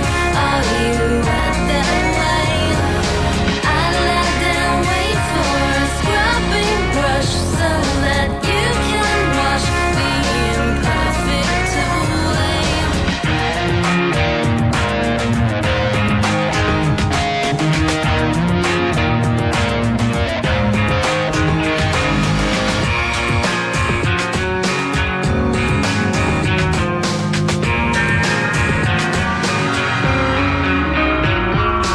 You could clutch a tangible faith.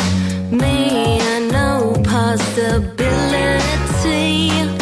In a flash of difference, you build it up in your head that way.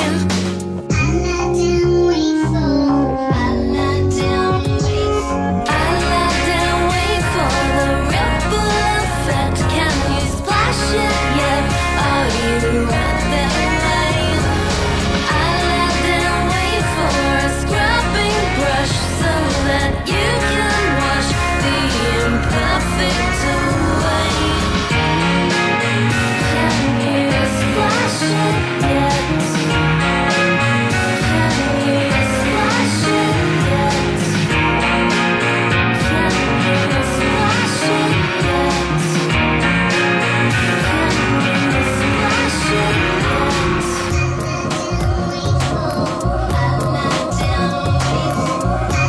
Yeah, Centipede on Triple J and Save Your Cool Soul. Today's special next crop of Adam and Will highlight tracks is by DJ Pumpkin Pizza. Comes from Mary from Janice, quote, "If you don't like it, don't listen." 6 to 9 on the Jays. You on out there? Ryan Refitter woke up with a smile on his face. He turned on his radio, as he did every morning, to listen to Adam and Will. Alright, so we're back on the airwaves. This is community radio. But it wasn't Adam and Will. With Daniel and Paul on Triple J. I've been told I strut. If you're not strutting, you got nothing. They sent me Digger Dan and a packet of Ritalin. What about single mom? Oh, they're dirty slugs. Will and Adam were best friends. Shit, yeah. Shit, yeah. Adam Spencer found in Matt Damon heartthrob hot pick tryst with dog. Wow, so you had sex with a dog. I'm not saying that he did it, I'm just saying that he didn't deny it. Can I have a V for vagina?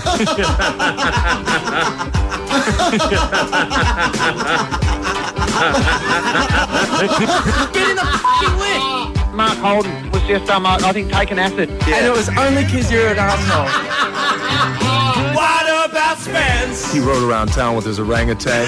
He lived with his mom. Is it my imposing physique or the wonky eye? It was the breath. I'd like an explanation as to how Adam knows that the Pizza Boys feature in porn films. Hooray, said Adam. Tell you what, that's what I'm talking about. Oh, and no one had sex. So you can teach this to any stumbling baboon? And Will Anderson. Dumb it down, dudes. Let's just dumb it down. What do we want? Another vodka, thanks.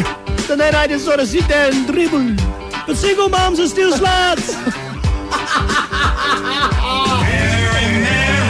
See, hun. And if you don't like that sort of thing, well, you just don't listen to it. DJ Pumpkin Pizza on Triple J, and if you don't like it, just don't listen. The best of those we get is going to be the last song we ever play on air, so keep them coming in. Yeah, I just wish he actually got lyrics born to do the full. It wasn't bad. Here's 78 Saab and Cops on Triple J. We're back tomorrow. Bye-bye.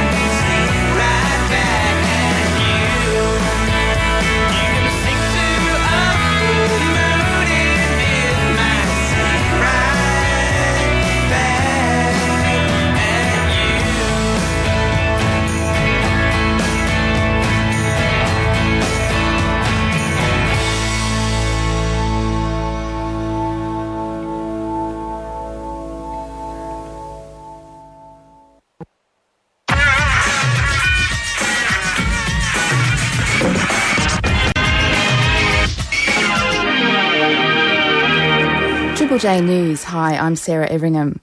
Investigations are continuing into the cause of yesterday's train crash in Britain, in which 7 people have died. The crash occurred in Berkshire when a train hit a car that was parked on a level crossing. Another 10 passengers were seriously injured. John Stace survived the accident and says he believed he was going to die. Well, we couldn't see anything, and all I could feel was my body being dragged through the window alongside the train with people on top of me. An off-duty policeman saw the car drive onto the crossing and stop and wait for the train to arrive. The threat of nuclear terrorism will be on the agenda at a nuclear security conference being held in Sydney today. Representatives from countries across the Asia-Pacific region will attend the conference.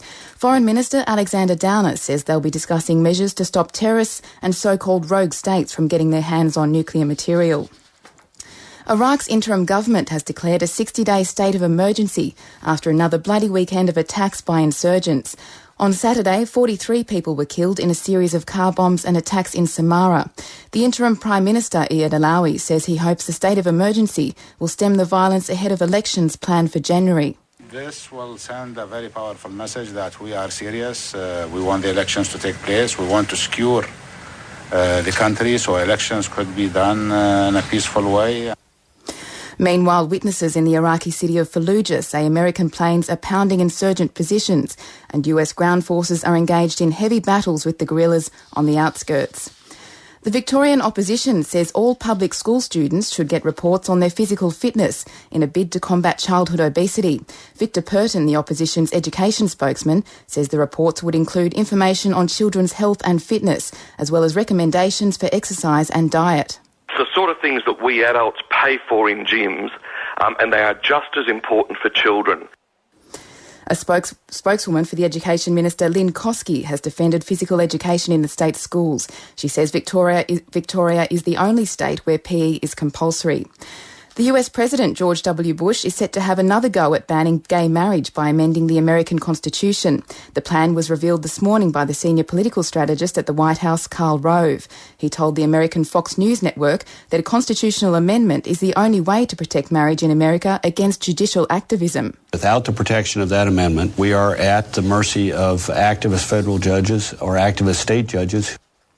And in hockey, Australia's women hockey team has lost its second game at the Champions Trophy tournament in Argentina. The Hockey Roos lost 2-1 to the Netherlands after their opening day loss to Germany. And that's all the news for now. Across Australia, you're listening to Triple J. November is Triple J's Australian Music Month. Listen out for heaps of fresh Aussie sounds. Go on a wild date with some new Australian music on Triple J. Ow! Don't make me do that. Brothers and sisters, do not attempt to adjust your radio dial. You should be wide awake now. So quit your yawning. Get yourself ready for Mel in the morning. What do you want with that bitch when you got all the pussy you can handle right here?